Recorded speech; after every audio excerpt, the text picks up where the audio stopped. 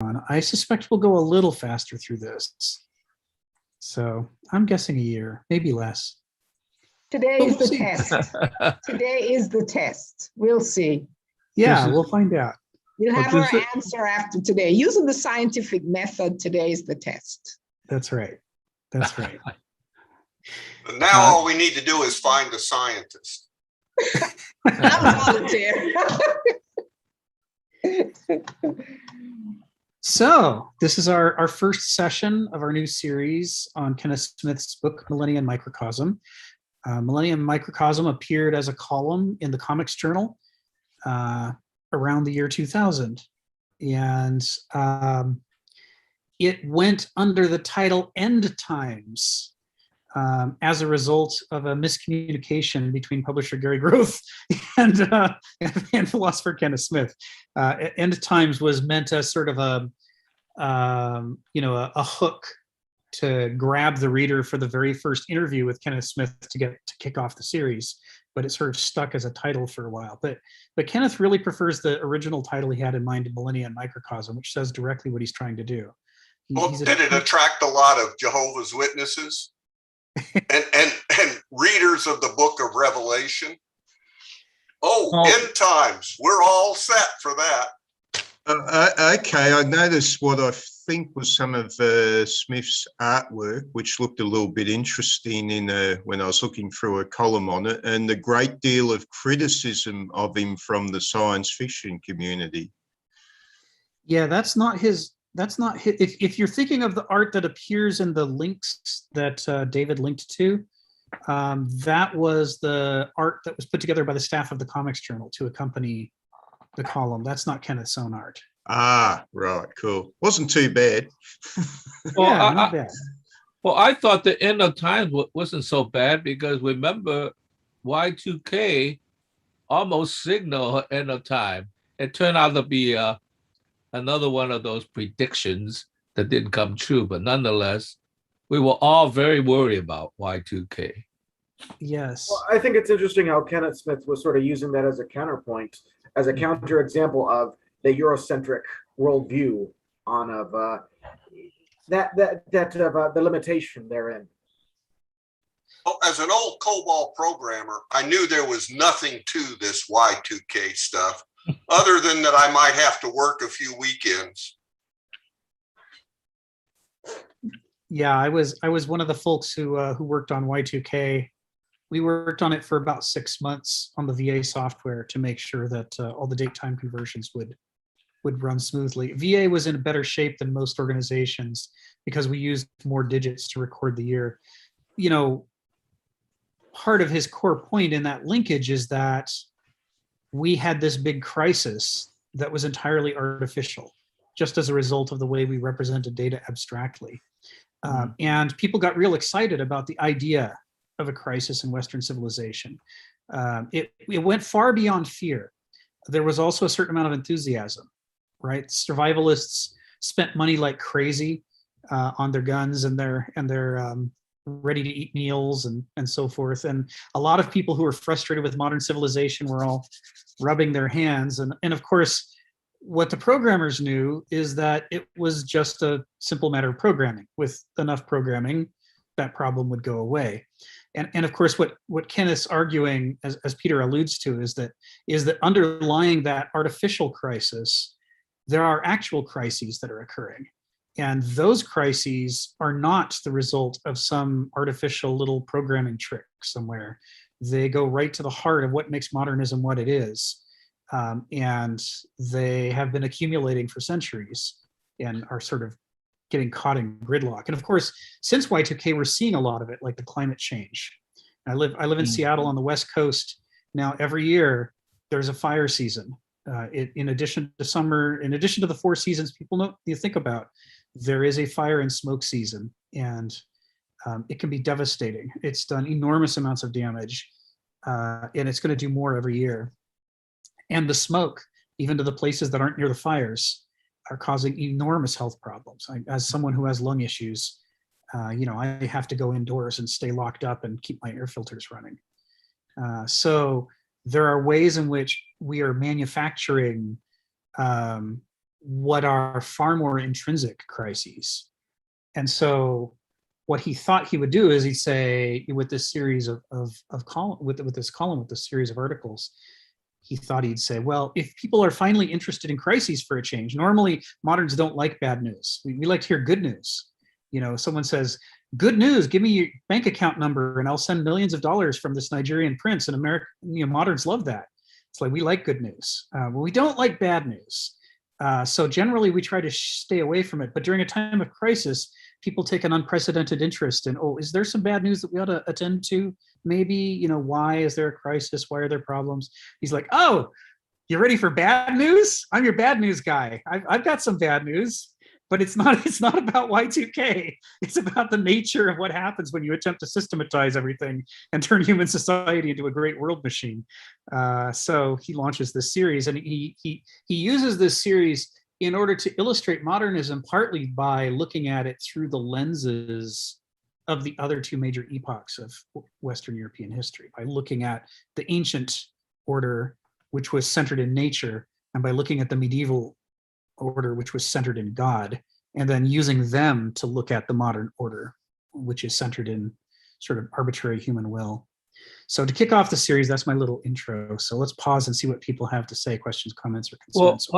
Well, my thought about Y2K is that, in a sense, the general population maybe didn't understand computer technology well enough, but they did feel the anxiety that computer technology was becoming so dominant that, in a sense, you know, like Y2K could certainly break that down.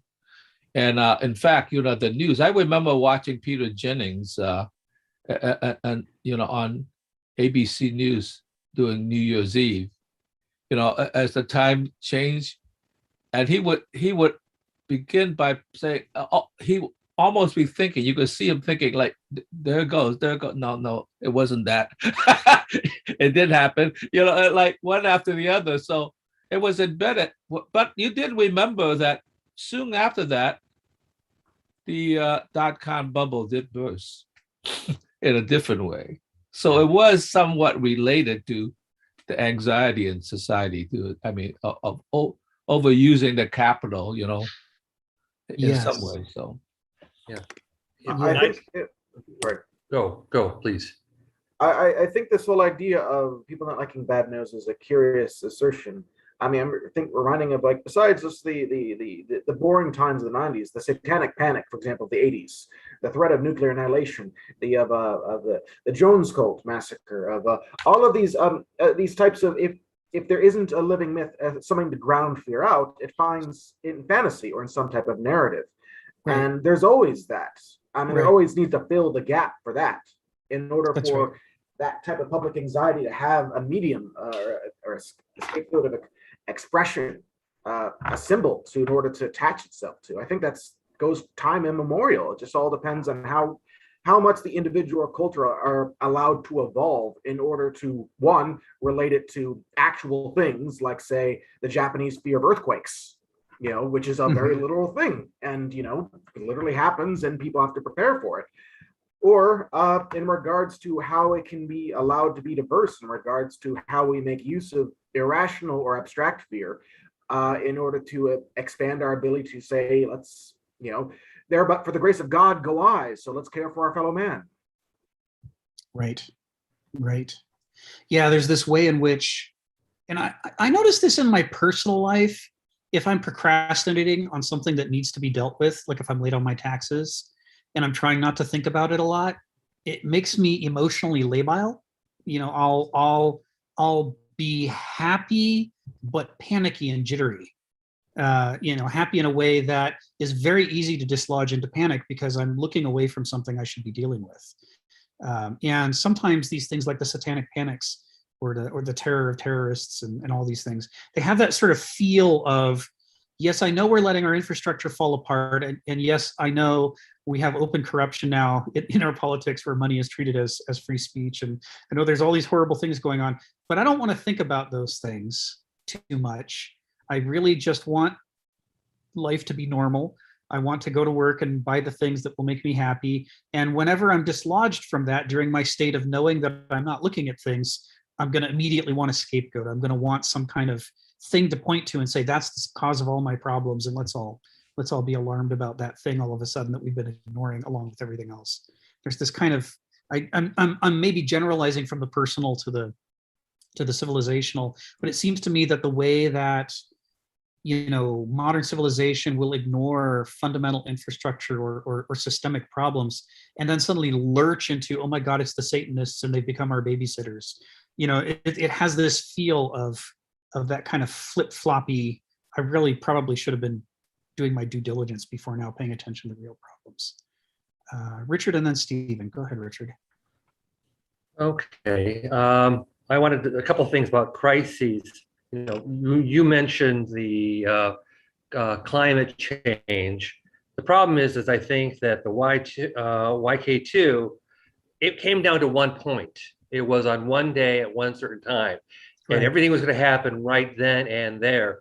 Versus climate change, it's over a span of generations it's been happening, and it's like, it's a slow train wreck type thing versus something you can get crises worried about. I think also people in some ways realize that their lives are boring and dull, and every once in a while just to have a crisis come up so that you feel more alive might be a good point. To your comments regarding bad news, I wanted to say people don't like bad news when it happens to them, but bad news for other people, sometimes you like that, Schadenfreude type thing. A good example, if you want to be in fictional, would be horror films. Right. Right. So those are just my comments, opening comments. Thank you, Salvo. Richard. Stephen and then Phil. Go ahead, Stephen. I wouldn't regard it as so unusual. The apocalyptic destruction of the world and then the erection of a new Jerusalem, it seems to be always the case that any group which is dissatisfied with whatever order is prevailing in the world, whether it's the Roman Empire, or in the case of Marx, many people would point out that Marxism classically is religious. And ultimately the Marxists started to say, we must wipe the slate clean so we can rebuild our utopia. It's the old order that's getting in the way. As Jesus said, they're the brambles that are getting in the way. So we start to regard the world which we feel we're the losers in as the great evil that must be destroyed. Right. I think my big problem with such views is, partly they're relevant. On the other hand, most people don't realise just how complex the world is. Right. Do you really want to smash the order of the universe so you think you might get some gain out of it and then discover you've spidered your own nose, so to speak? But yes, that's it. The world is very complex. We tend to live in bubbles, whether it's the bubble of Eurocentrism and you call yourself Thomas Aquinas, and through the very fact that you believe in some sort of Eurocentrism, you come up with some interesting ideas. But we live in various types of bubbles, and if we fall outside those bubbles, the experience can be painful. Yeah, it's worth stressing that what you're saying here about the complexity of modern life is underappreciated generally, even by people who are willing to acknowledge that modern life is complex. And the reason is that, almost any specialized discipline, you could spend your entire life just trying to master that one area and still not be at the top of your field. And all around you are all these other disciplines you haven't touched at all. It's sort of mind-boggling how much expertise it takes to make things go. And for people whose lives have not allowed them to master anything, there's no discipline that that they've climbed in.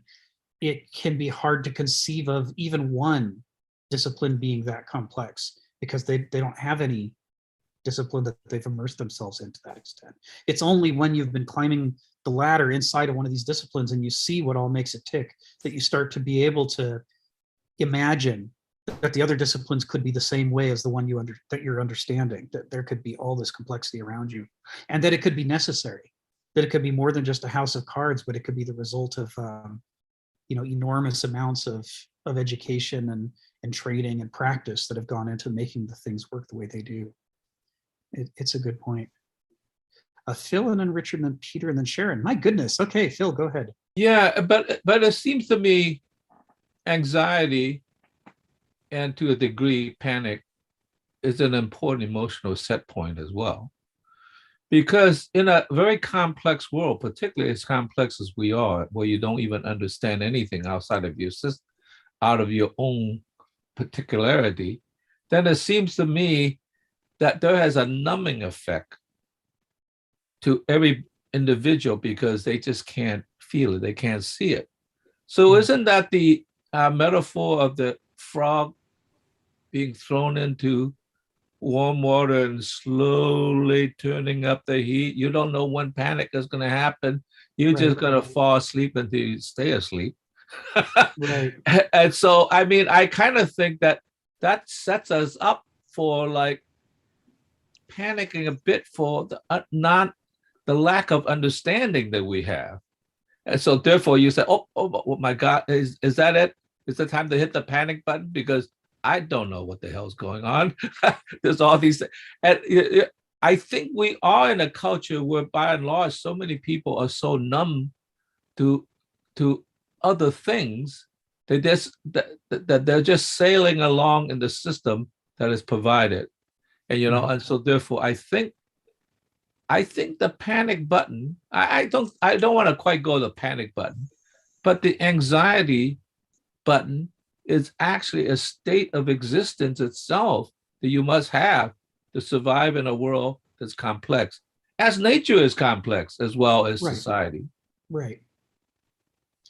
Yeah, and the thing about the frog metaphor that's so important is that subsequent studies have shown that frogs never fall for that. Only people do.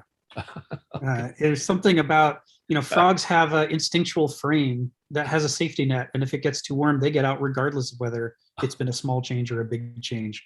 But people with our evacuated frame of instincts, we lack that safety net, and we'll just keep accepting our drift into dystopia. Because we have that capacity that Hegel critiqued, that capacity for making anything seem familiar, no matter how bad it is. And once it becomes familiar, we stop recognizing it for what it is, that ability to adapt, over-adapt, you might say. Richard, then Peter, then Sharon. Go ahead, Richard. Very quickly, comment on what Stephen mentioned.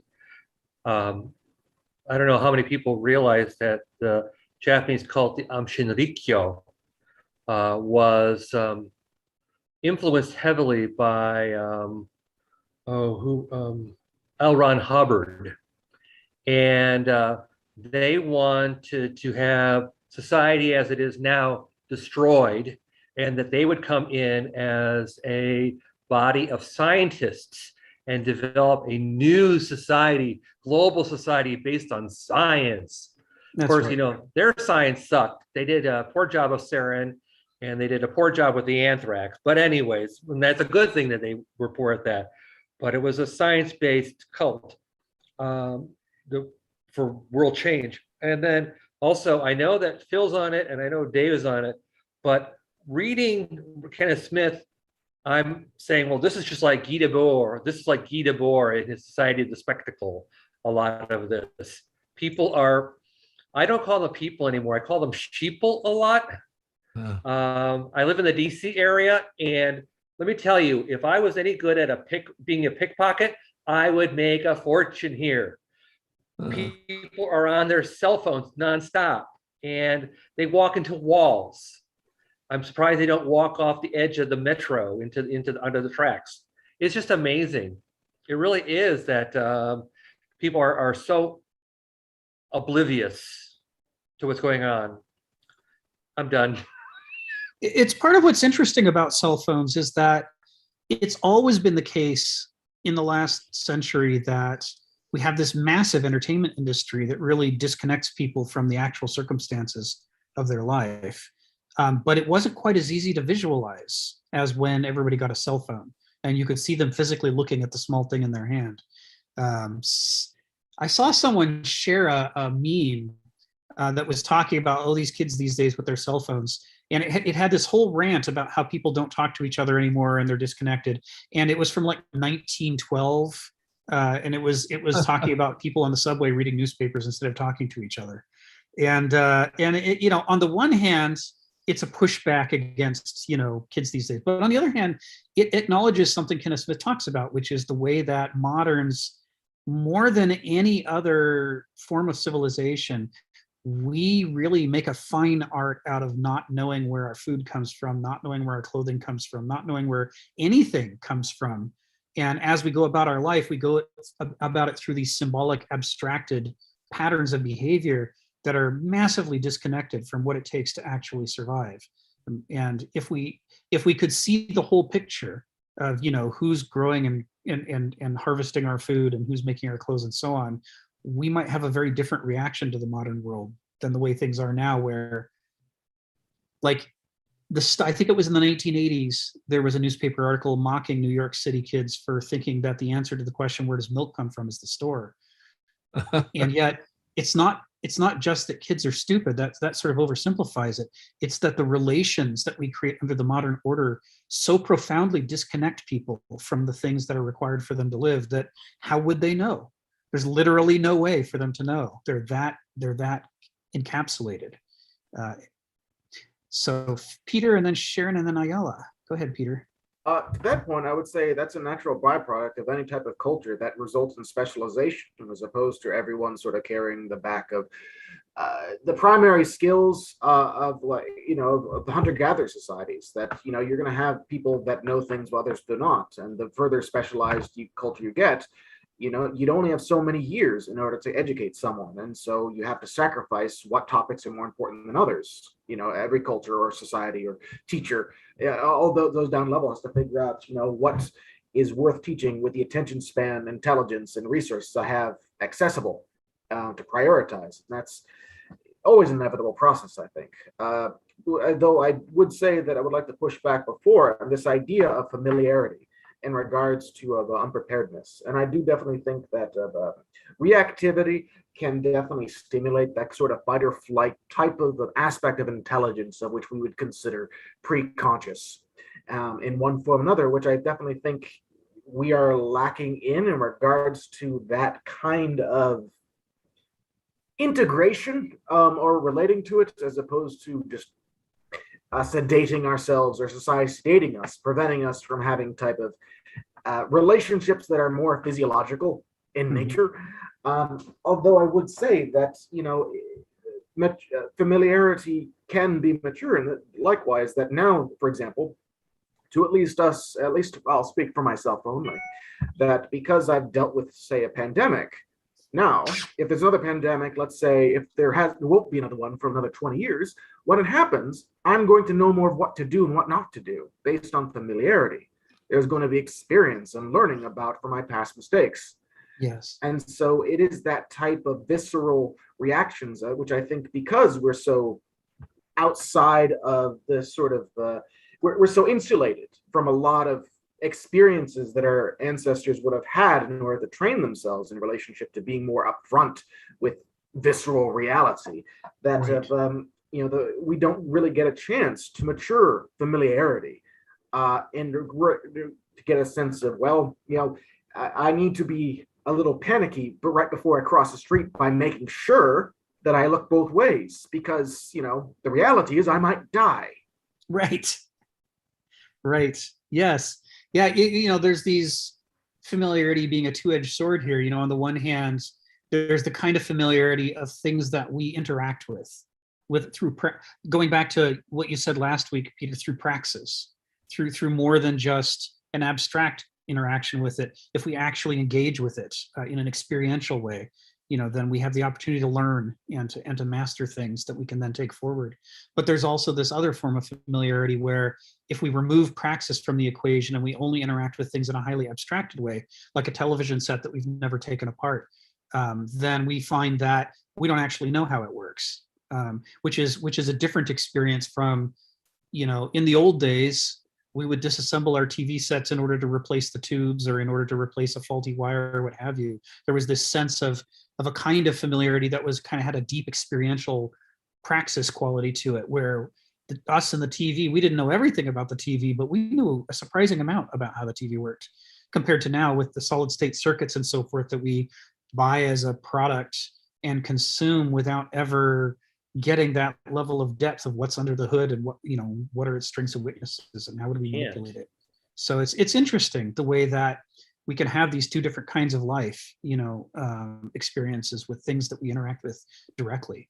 Do we, for example, not everybody needs to milk cows for a living in order for there to be enough milk to go around. But, have kids been given the opportunity to ever milk a cow or to even touch a cow? There's sort of like, what is the minimum that we would like to spread around as far as, familiarity and praxis and experience to sort of ensure that there is a common shared understanding of what's required to make the world go? Or do we sort of isolate ourselves into little silos in which we literally know nothing at all about, where, how to weave clothing or how to milk a cow, regardless of whether we do it for a living? Your chairman, will make sure every house has their own cow. That's right. That's right. A rabbit for every pot. Call me Boris. What was his name? The comedian, Kuko. Yes. Sort of portrayed himself as the Eastern European. That was sort of the thing in Eastern Europe. Every, in the communist state, every house will have their own cow, sort of attitude. Sharon, and then Ayala, and then Phil. Go ahead, Sharon. Oh, you got to come off mute. Yes. So I kind of want to dovetail in on what you were just saying, because Kenneth Smith raises that, what you just said, Rick, in about the 5th or 6th paragraph down on the first page, where he says, what in the domain of ideas, thinking and values are the ABCs for comprehending what we essentially are and fundamentally take for granted? And then I think he tries to answer that. He says, how we think is governed by the unrecognized perspectival logic of a culture or civilization. What is the essential nucleus of each conflicting civilization ideology? Yeah. But then he goes on to the other paragraph, and this interests me because I think where we are is how it has always been. He says, modern culture is structurally crazed, infiltrated by shards of ancient and medieval cultures, as well as by its own perspectival factions. Yes. What we do not think reflectively about the significance of compatibility of these various fragments, they swim freely in and out of our minds like incoherent lenses through which we see a world of conflicting meaning. But I want to go back to something that I'm reading with Nietzsche now, where he says it's up to every man to resolve the chaos within him. Yeah. That's part of your maturity and part of your growth and just part of your being a human being. Am I correct about that? Yeah, I was just listening to the 1995 interview that David Roel did with Kenneth Smith at San Diego Comic-Con, and it's a theme that Kenneth Smith brings up in that very first interaction that he and David had, which is that part of what's central to philosophy is this idea that you can't just take for granted what your culture has passed on to you. At least you can't anymore. I mean, maybe there were some cultures in the past that the default was to encourage you to have a philosophical outlook on life, but the modern world doesn't.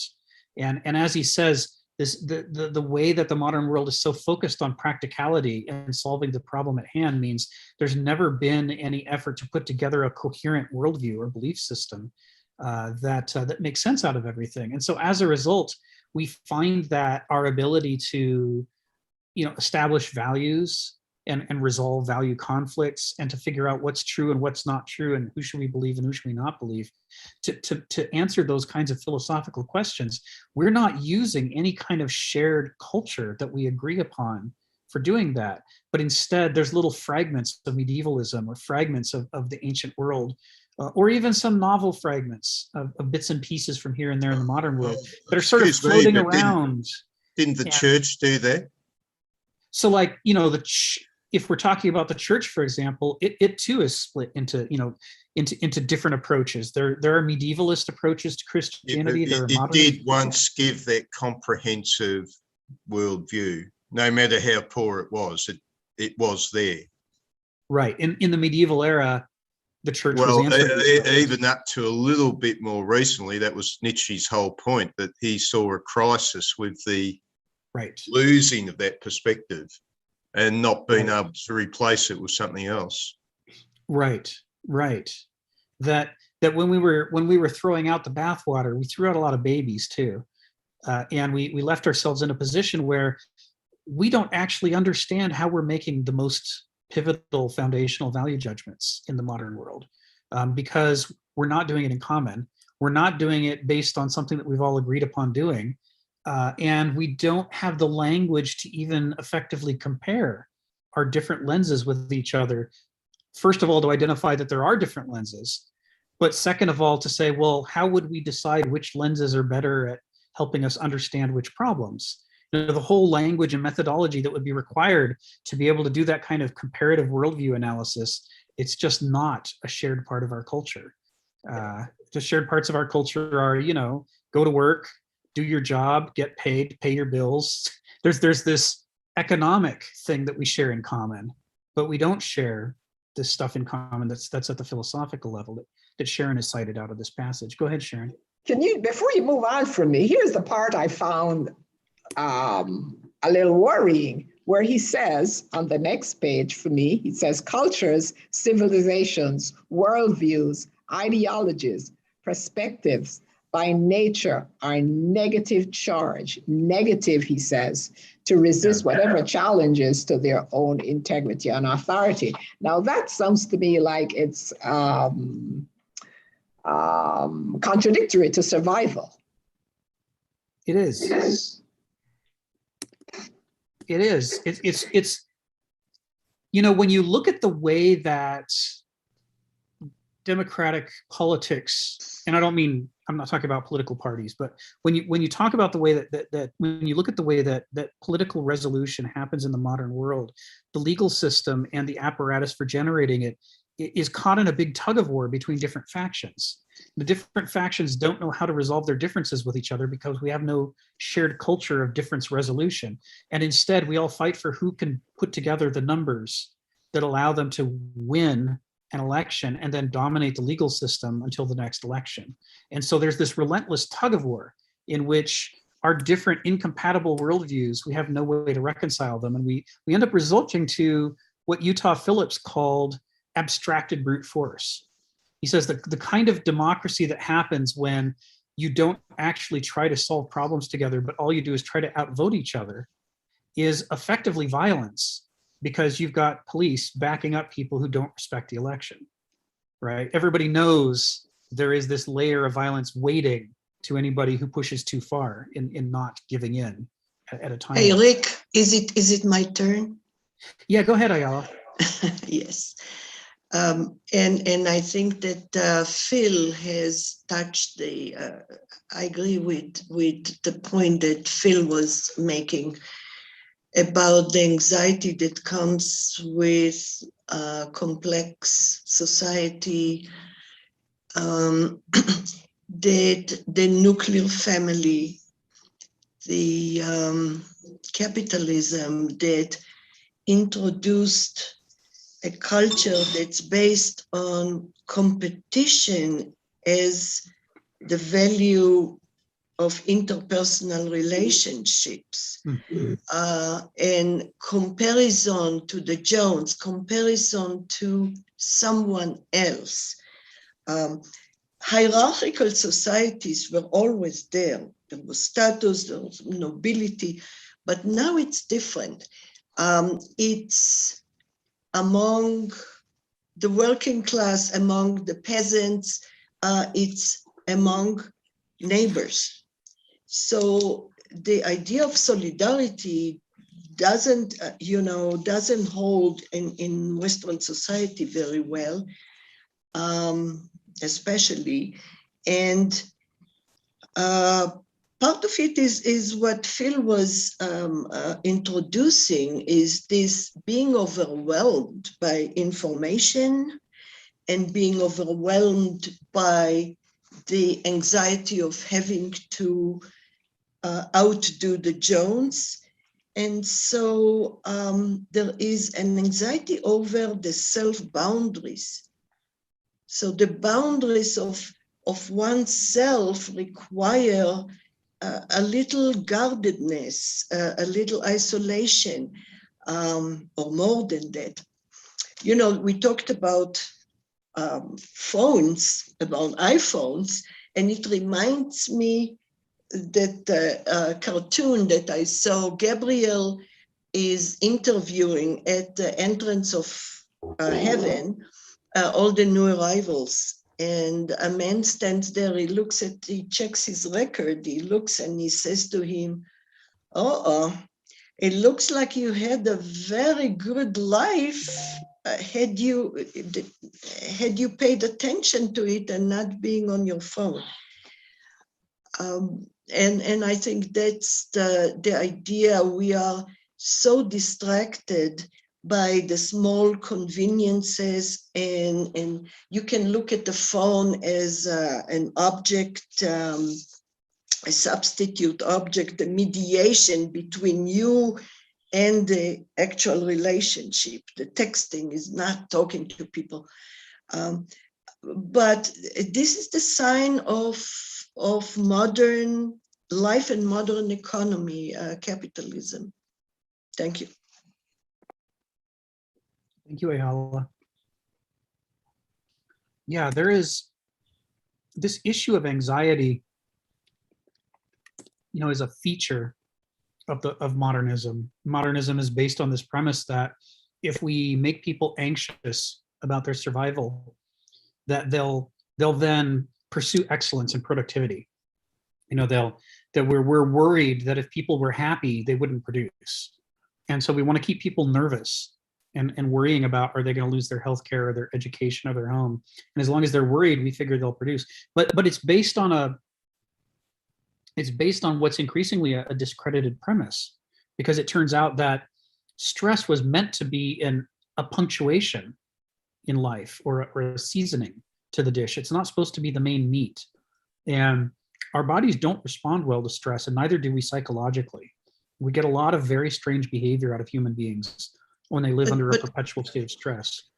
Well, stress, actually, there are a lot of myths about stress, and the new economists like Milton Friedman, not so new, believed or based the competition in social life, not just in the economy, on the idea that stress and anxiety will push people, will motivate people to achieve more, to be overachievers.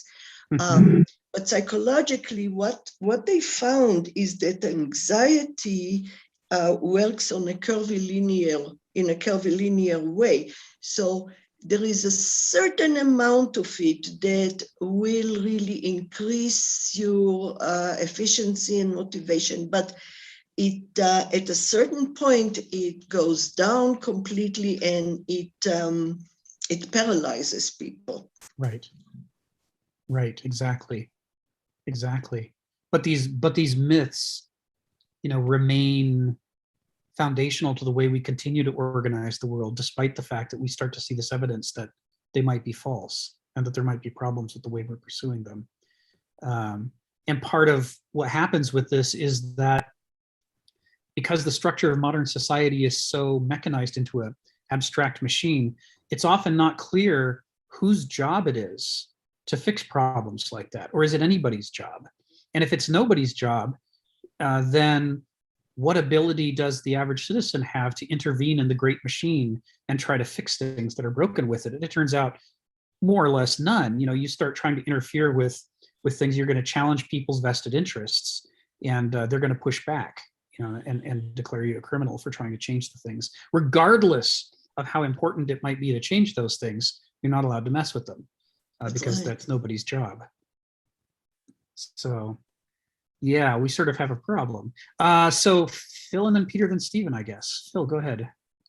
Yeah, I myself have never been overly stressed by stress. I mean, my line, it seems to me, is panic. And what you do is you find some way that you could figure out how not to panic, because stress does mean that you have enough anxiety in order to motivate yourself.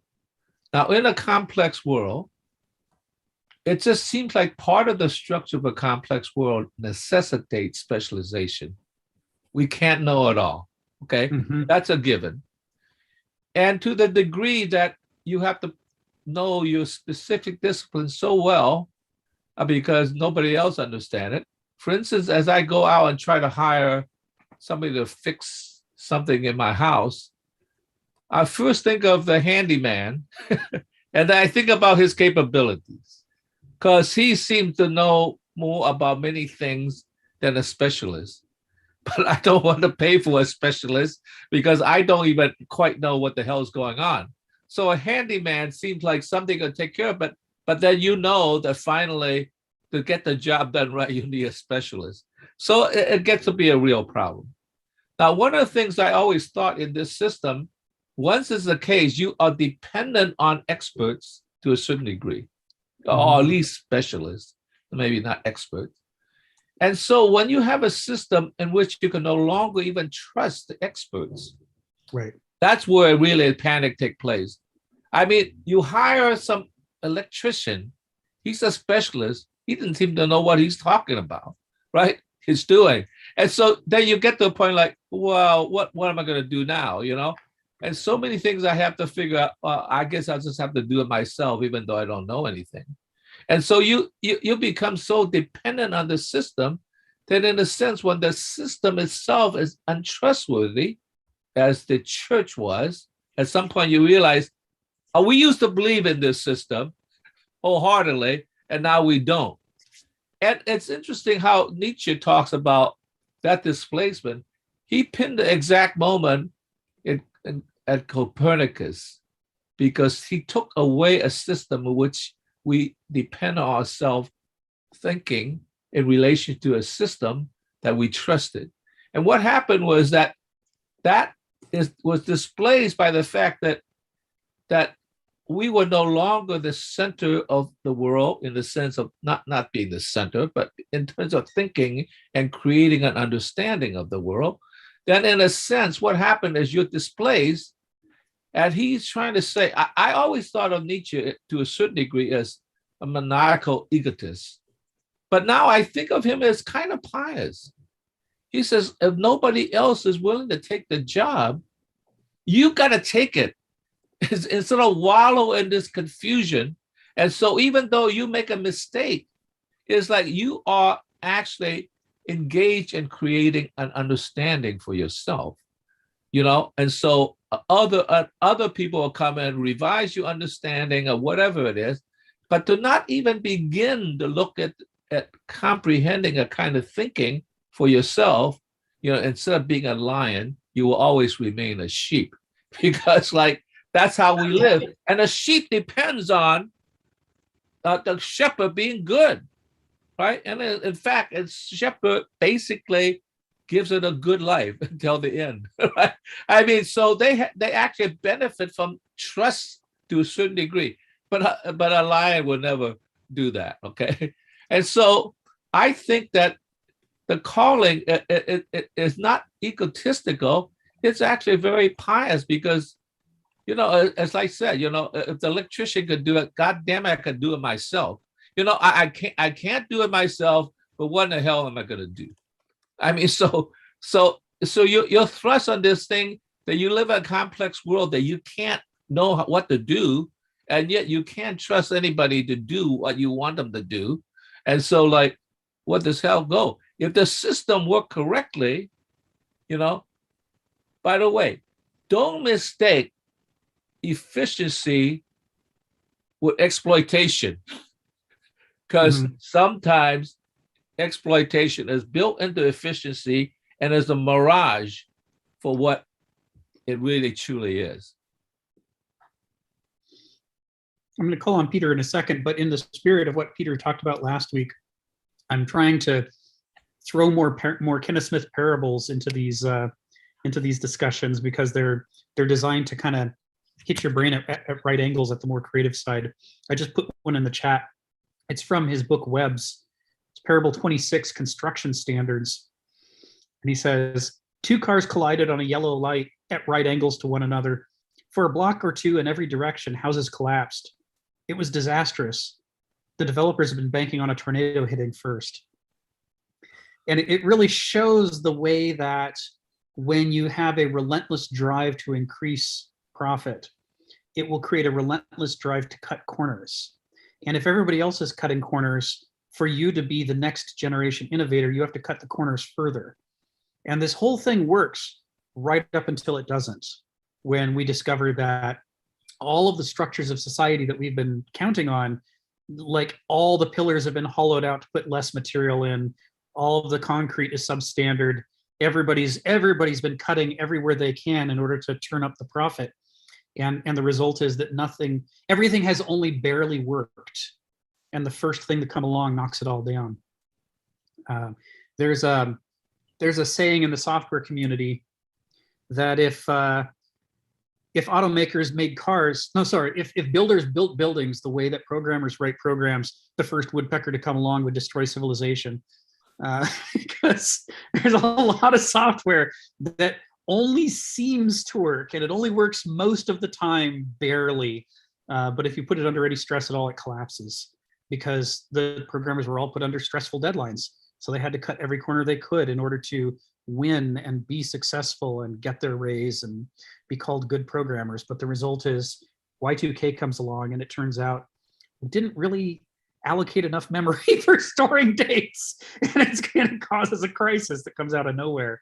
And this is in some ways a symbol of Y2K, this little parable he put out.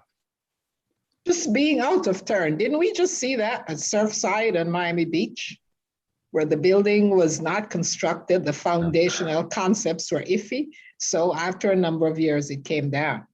Well, not only that, the people who were supposed to inspect the building also didn't say anything. They said something, but in the final report, it wasn't reported. So it's on all levels. Right. Peter, then Stephen, then Donald. Go ahead, Peter. Rick, I just want to ask you a very quick question before I make a comment. Would you characterize Kenneth Smith as a bitter cynic? As what? A bitter cynic. No, he laughs all the time. At the ridiculousness of people? He laughs at everything. He is a funny guy. If you go to the Kenneth Smith philosophy page that David Roel has put links up to, and maybe I should put that link up right now, right? But would you consider that what he wrote and what you posted was a part of his humor? Yeah, that's part of his humor. That I would call that a type of bitter humor, and I would say that that's, even though he may find a way to live with it, at the ridiculousness of it all, the absurdity, as being an absurdist in regards to looking at what doesn't work and laughing because, what else can you do? So I would say that still comes from this idea of an embittered place. Now, let me go to my comment.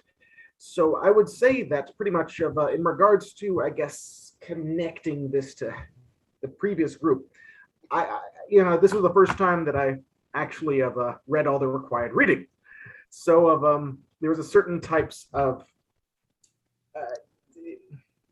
reflections that I want to try to convey, which I probably will fail, but I'll try anyway. One is that I think that there is an easy conflation between speculating roadblocks to utopia and individual self-actualization. Now, I think it's easy through his writings in reflections on society as a whole, or in the history or the grand narrative of Western history, to try to, in different ways, infer ways of how we can apply it individually, how we can relate to improving our understanding, our own conceptualizations, accuracy towards how the world is in its complexity and pattern, the arguments that he makes for that. And I would say that that is a very, very weak method of doing so. And I would say that a lot of there is in this type of trying to get blood from a stone, in a way of sacrificing quality internal relationships towards reflection for the depth or broad collection of knowledge to puzzle through, based on what it seems that a lot of his writings are about, is different ways of creating a grand unified theory or narrative on how to look at where we are, where we've been, and how we got there.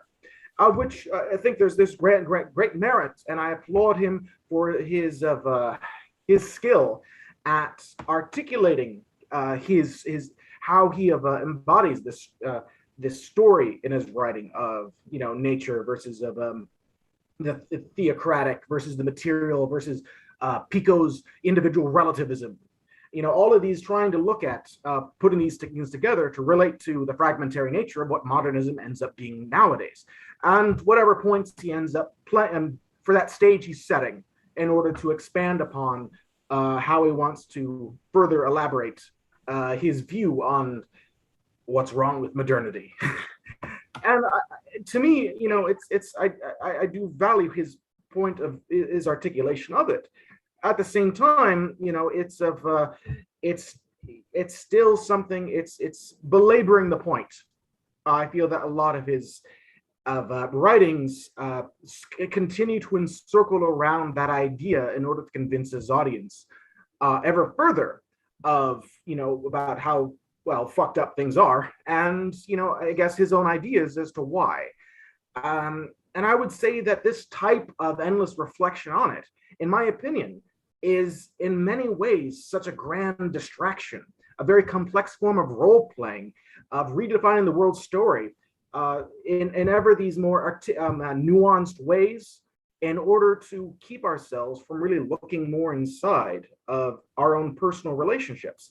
So therein lies that whole idea that this sort of methodology of which he's trying to enlighten the reader, let's say, is still primarily based on focusing on others rather than yourself. It's not about going on an inward journey. It's about how can you correctly and accurately relate to the sense of we, which is this whole super generalized issue that we have, and how we can relate to the we instead of the I. And I believe that is always fundamentally, in one sense or another, based on arrogance, because it's always a straw man, always, no matter how well-intentioned or accurate, to try to make a we statement in regards to characterizing a group. And now I'm not saying that that's not without noble merit, but it's a fundamentally skewed perspective in regards to any type of changing the problem, other than by simply getting people to agree upon a grand unified narrative,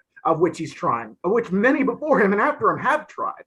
And I do think that there is inherent weakness in that attempt in and of itself, based on this whole idea of let's all get on the same wavelength, let's go on the same page.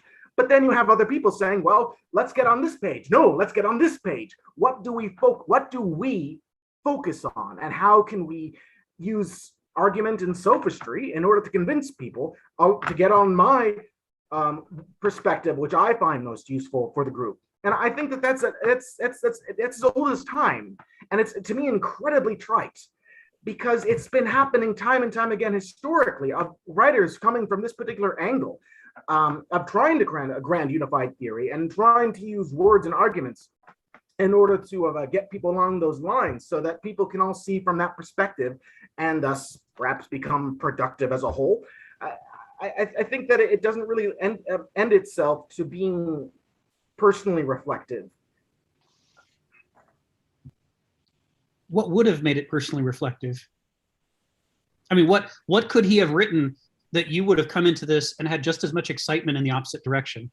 He doesn't talk about himself at all, and I believe that his the perspective towards the reader, his audience. And I think it's always important as a writer to know your audience, and I think he doesn't really know his audience. I think that he's sort of shooting at the wind and hoping that someone, as academically focused as he, will entertain him. It reads more like of thoughts to himself than of any particular reader. Like, if I was to listen to him say this in front of me or to me, I would consider someone just monologuing. Not to say that what he has, again, not to say that he doesn't, hasn't put a lot of work and effort in making himself clear.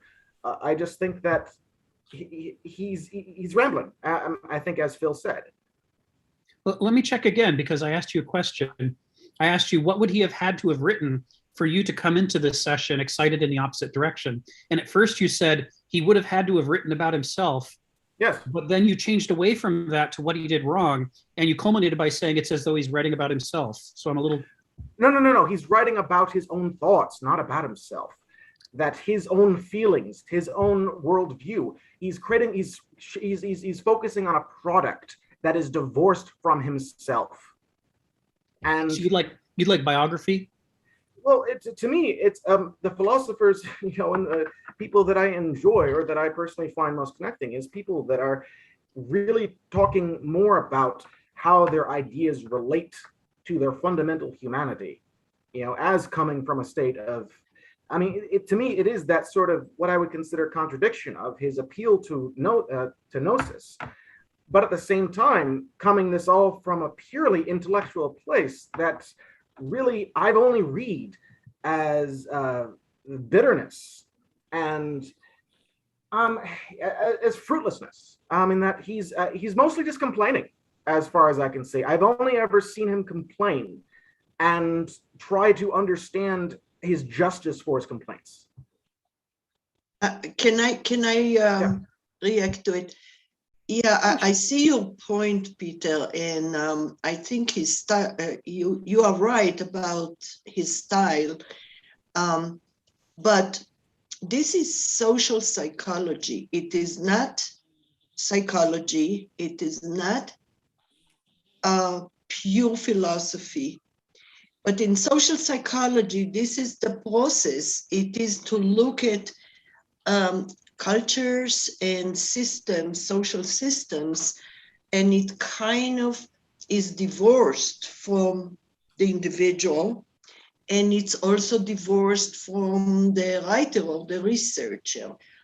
But yeah, it would have been nicer, I agree with you, if instead of them or people, one would write we as humans, including ourselves in that circle.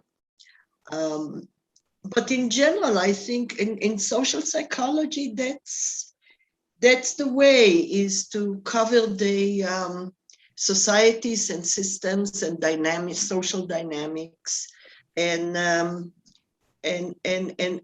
in fact, to write about that, one has to somehow divorce themselves from the process to be a more so-called semi-objective observer.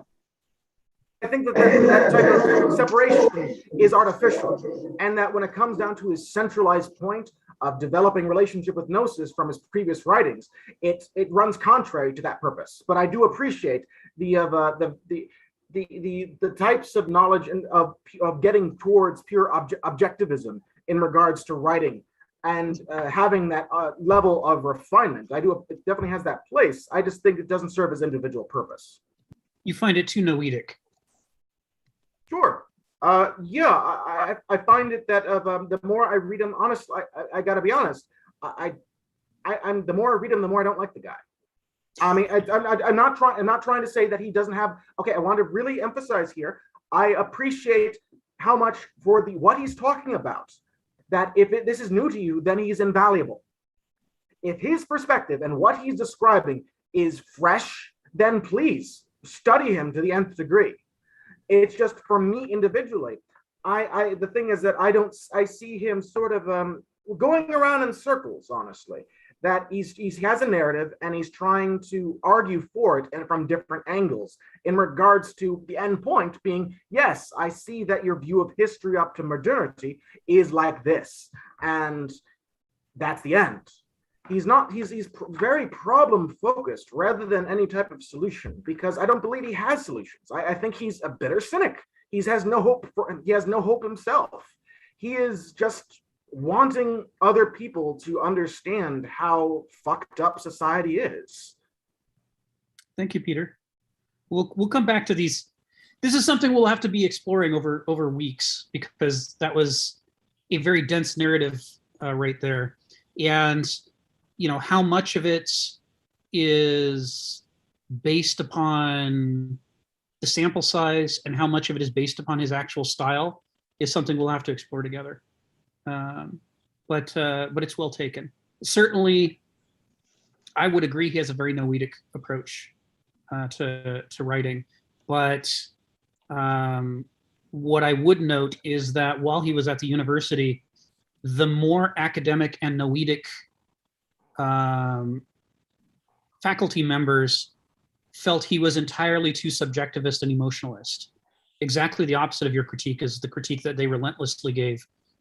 And he writes about that in a number of places, that he's accused of being too value laden, too emotionalist, too personal. So it's interesting that those critics and you came to exactly the opposite conclusions. And it may be because of the nature of what it is that we've looked at in these sessions so far, or there may be more fundamental reasons for it that we can find out together. Which is interesting. Emotionalist does not contradict the idea that he's so negative. He is very negative. It's the way he doesn't express his emotions directly, but through being, looks like very, what Peter noticed is cynical. I wouldn't call him cynical, but a very resentful, very frustrated. Yeah, he says things about modernism that moderns are not used to hearing. We don't like the whole enterprise to be critiqued this thoroughly. I get the feeling people are saying Kenneth Smith isn't perfect in their estimation. My God, you will not find one single human being in history, except for the Lord and his mother, it seems, who is perfect. I'm in Kenneth Smith for the gold. I'll pan through his stuff and there's some gold nuggets I can get there. I'm just a bit tired of people putting the guy down because he doesn't match their sense of perfection. But I was going to say something else. I'll call on you in just a second, Stephen. You can say the other thing you were going to say too. But I do want to wrap up by saying, at least it's not a wrap, but for this stage to be able to move on in the discussion, by saying I'm not dismissing these criticisms. I think it's true that first of all, he is a very educated writer who writes with an extensive vocabulary in a style that is designed to work in a philosophical context. He drives away a lot of readers. That is a fact. In the Comics Journal, they received more hate mail for his column than for everything else they published put together. And it was almost entirely smart people feeling insulted and feeling like he was talking down to them and making them not feel like smart people. That was most of the letters if you read them. And now there is more substantive criticism to be delivered. For example, like Peter says, for a man like Kenneth, who is trying to push the importance of gnosis as well as noesis, he relies heavily on noesis to describe his argument, which is very interesting. I'm with you on that, Peter, and I'm with you on some other things too. But let's unpack it over time. We'll figure it out.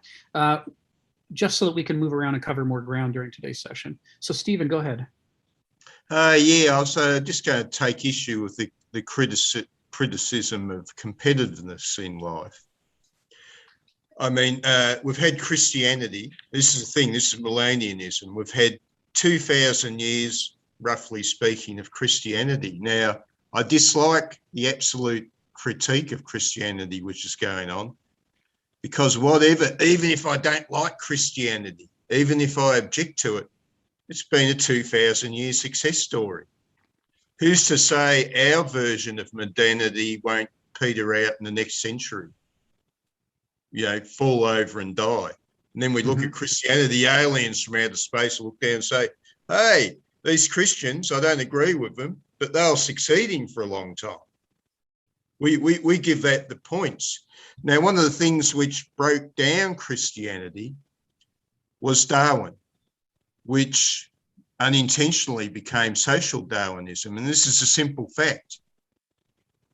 Life is ruled by competition, and it will select the more competent and the better to survive, and select the destruction of those that appear to be inferior by the Darwinistic selection. Now, I might not like that. Christianity didn't have Darwin in it. Various social systems don't have this Darwinistic scientistic attitude in it. But I will describe it as a default fact.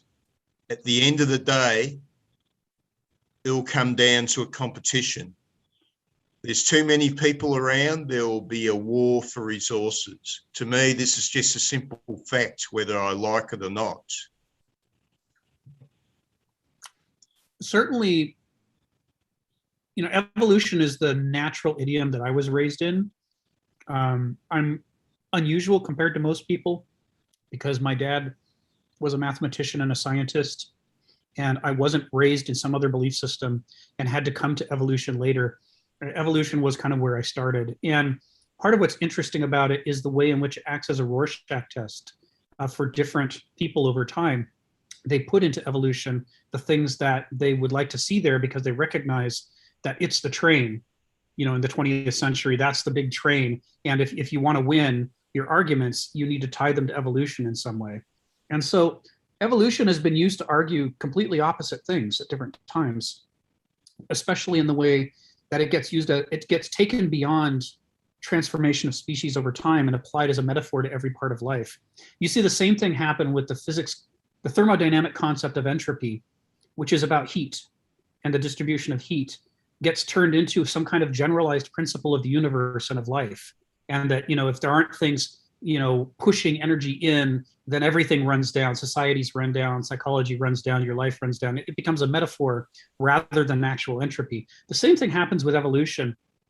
And it happened right out of the gate.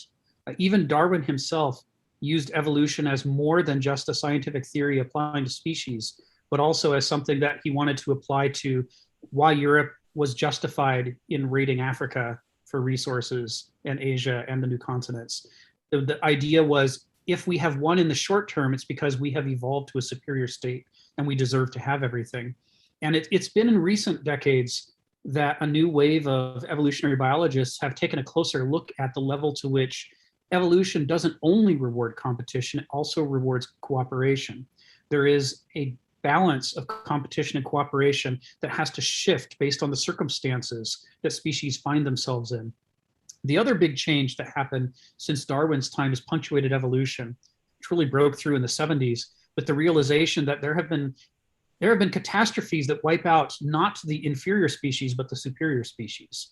And they happen a lot. Evolution is no guarantee that the good win. And frequently what happens is it's sort of random, a luck of the draw during a big catastrophe, what manages to come out the other side of it. Because when you are the best there is at your current circumstances, it means that you might not be very good at very different circumstances. If things change gradually, your ability to adapt can be good and can help you to move to those new circumstances.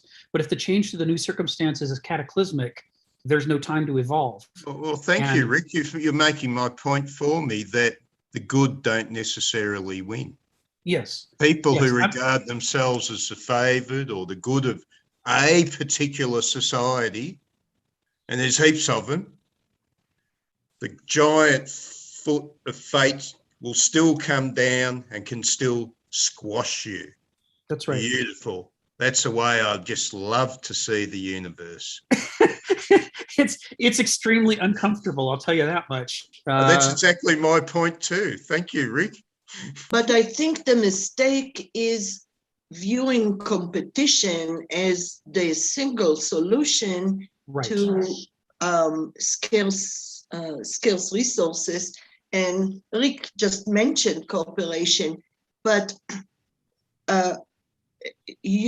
studies show that when we have, as humanity, common challenges, and today this is the perfect time. The climate is the number one challenge we need to tackle, and it is common to all, not just humanity, but the whole planet, the whole life on Earth. That problem solving, which is what can help us get the best of the resources and create new resources and avert disaster, requires cooperation, requires that we will solve it together. The competition loses so much. And we talked about a complex society, division of labor and expertise. How can we today solve, how can an individual solve all his life or her life problems by themselves? We are so interdependent. Right. So competition is not, and that's a common mistake, that we will have to go kill each other to get some food.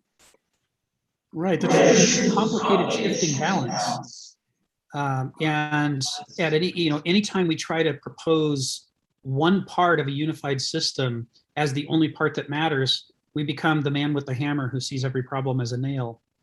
And pretty soon we think, this applies both to people who think that everything is competition, but it also applies to people who think that everything is cooperation.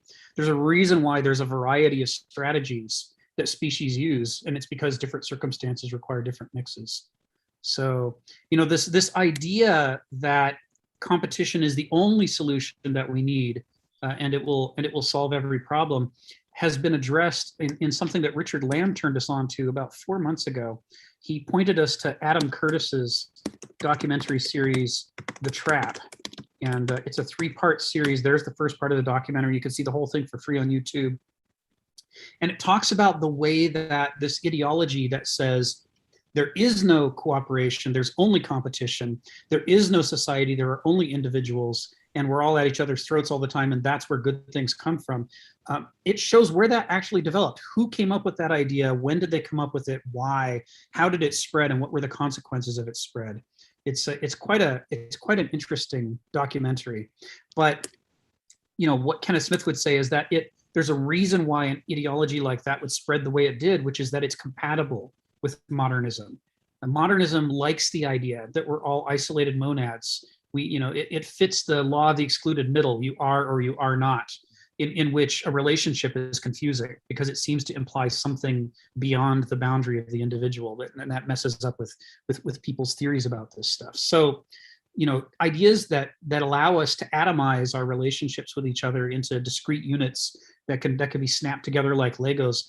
These ideologies tend to spread very rapidly under modernism because they're compatible with it.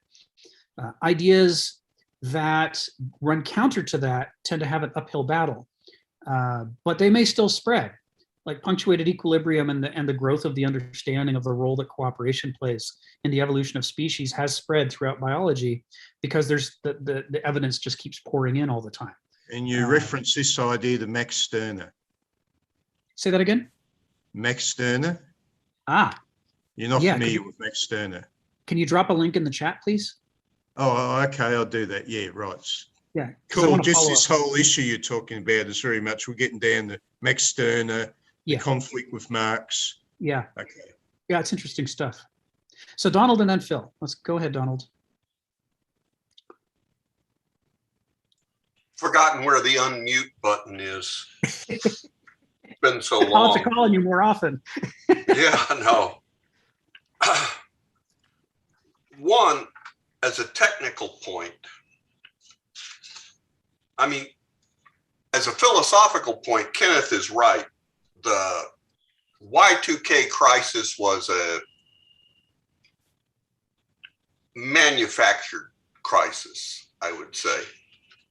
I would say also, though, and I think there were, once the cost of the remediation was actually known at the end, it turns out that it really wasn't very expensive.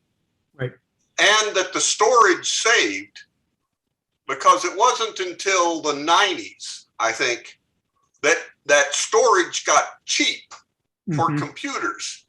So there's maybe unanticipated, but certainly rational decisions were made that when the technology gets far enough along, yes, we're going to redo all this.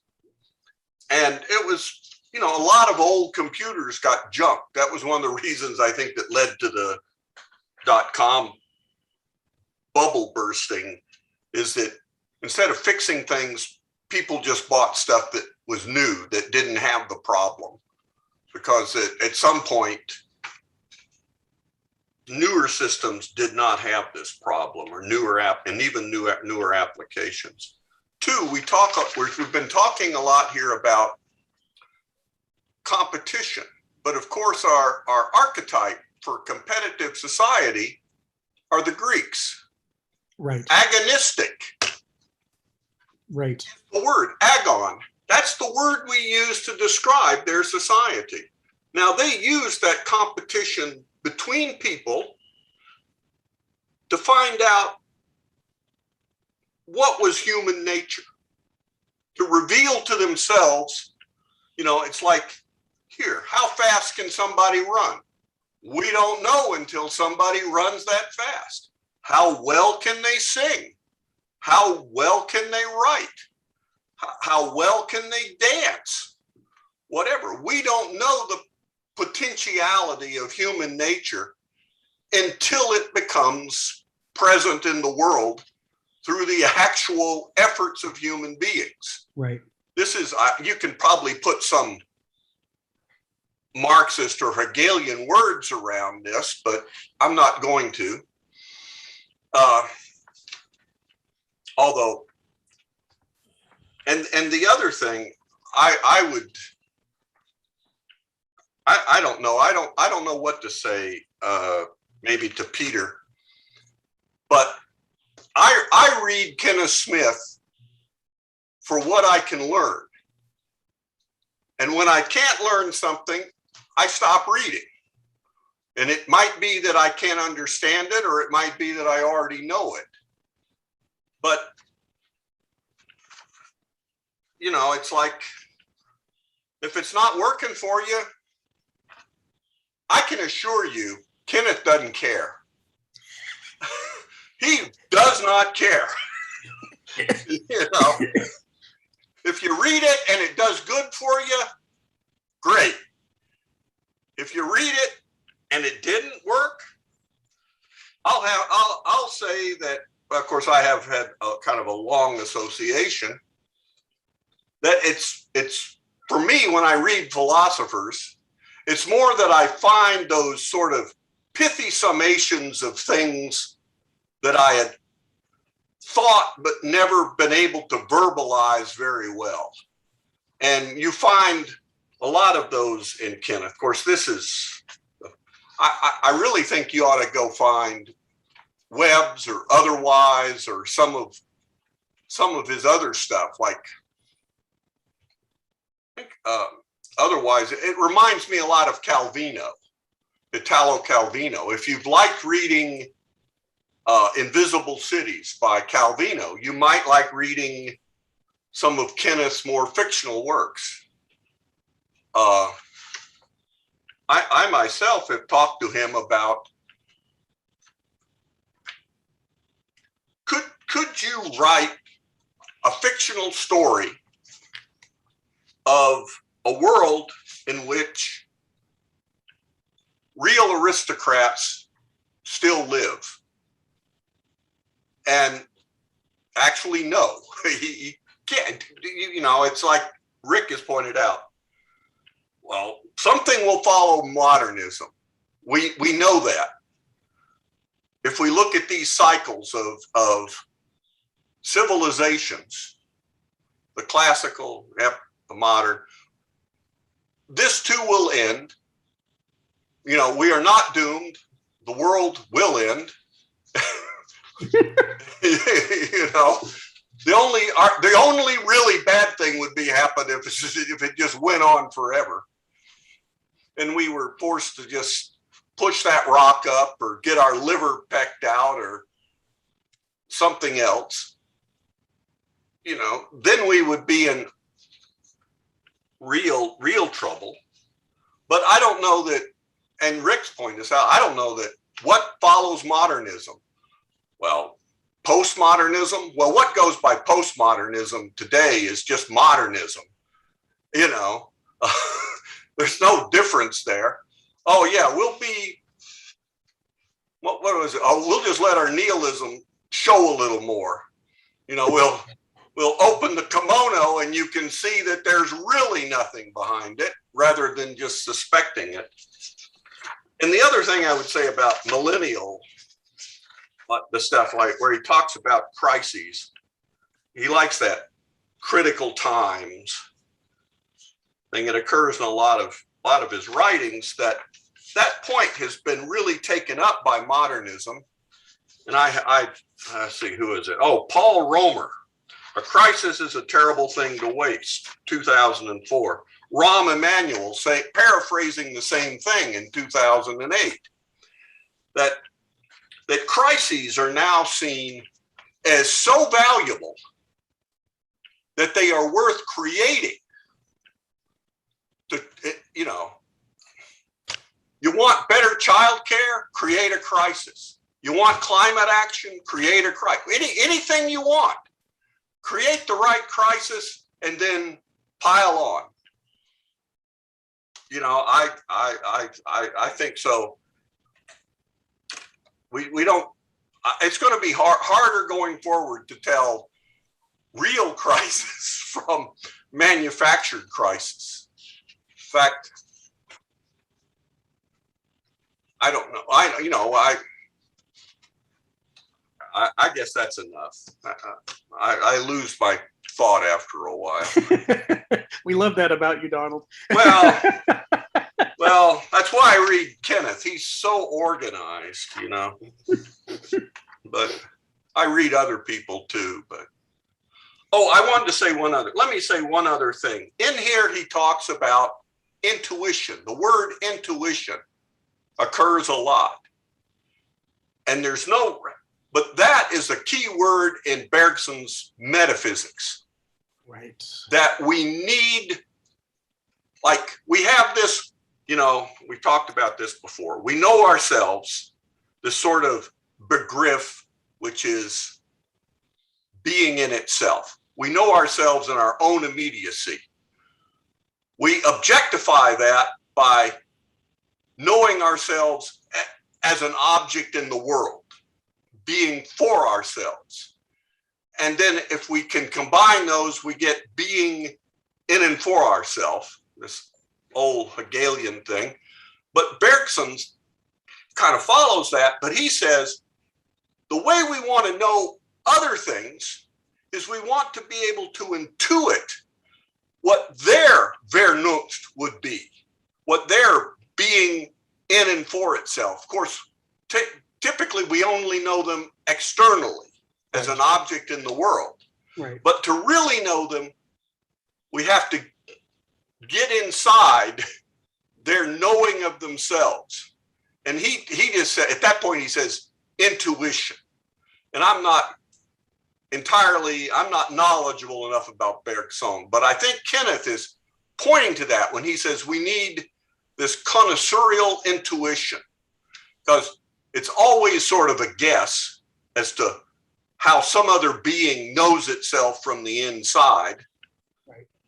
But we have to do that in order to understand things. And you probably have, I have, like his series, and I'll recommend these to Peter, you can still buy them from Kenneth, his Phantasmagoria series, where where you get this intuition of being in and for itself, of insects, of reptiles, of whatever. He takes other living beings and creates worlds and civilizations where he's tried to intuit what their own Vernunft would be like. Although you're not them, so how you never really know. And I think that's where the kind of surreal stuff comes in, is that you compare other speculations and say, this is the one that maybe is better, or maybe fits or resonates with everything else I know. Now I'll click this mute button. Thanks, Donald. All right, Phil, and then Peter, and then Ayala, and then I guess I'm going to put myself in line. Go ahead, Phil. I guess my thought to this is pretty complex, and I don't agree with Peter in this sense. But let me sort of start with the Wizard of Oz. That's kind of a happy story. And I'm trying to connect that when Dorothy sang, "Someday over the rainbow," dreams are real, And of course, she went to find it, and she found the wizard. And it turns out when she pulled apart the curtain, that he was just operating a mechanical system, right? So Wizard of Oz told that in a more pleasant and gentle way. I'm thinking that we have to go all the way back to the caveman when he split the stone. He realized that by splitting the stone, he has a mechanical advantage that will overcome his deficiency and his physical abilities to seize power in the world. And I think what happened is that mechanical advantage, which is the use of tools, become embedded in our analytical thinking as well. The tool of thinking that becomes a technology that ends up creating exclusion of the middle, right? It's either this or that, that's it. And I think what he's saying is that civilization has created a difference itself from nature. If nature is about life, civilization is about power.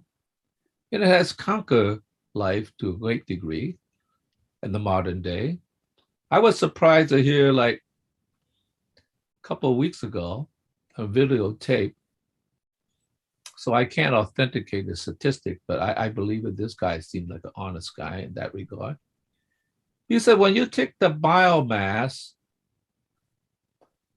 of mammalian animals, and, not fish, not plants and all that, it turns out that 90% of mammals is now domesticated, has been exploited and brought into the technology of domination, which is, it really shocked me. I surely thought that there would be something else.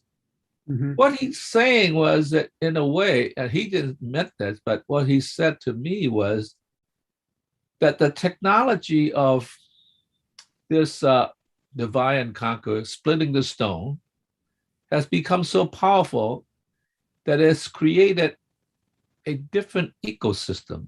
It's not just a civilization against nature, of intellect versus life, but it has developed an ecosystem that, in a sense, have ignored the other ecosystem that sustains us.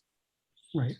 And I think when you say it this way, and then when Kenneth Smith talks about what he's saying about criticism, is that he was being ironic, in my belief, and he included himself in that. Because he's thinking the problem is with thinking itself being trapped into this rail of thinking that still maintains the exclusion of the middle, that everything is about dividing. It's about efficiency of producing the technology of domination. And he said, we have to go back. I don't think he meant necessarily to the Greeks, but he said the Greeks, is that there is a difference between ordinary thinking, which depends on the foundation of a technos, to inceptional thinking, which comes out of experience. And that kind of thinking is actually the first thinking that produced the possibility of thinking on another level, right? And when you become trapped in that system, because the original thinking was always one that has a lot of ambiguity, right? Because it both reveals and hides. So therefore, you never know. So even including Kenneth Smith, he's saying, even I live in this irony of thinking itself. Yes. Okay.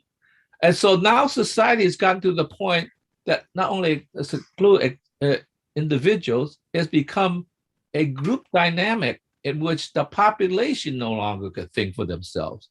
So he's trying to bring us back to self-criticism, not just self-criticism within the circle of divide and conquer, but the original thinking, which is the thinking that has to do with experience, thinking that has to do with ambiguity, thinking has to do with uncertainty and mistakes. And he includes himself in that.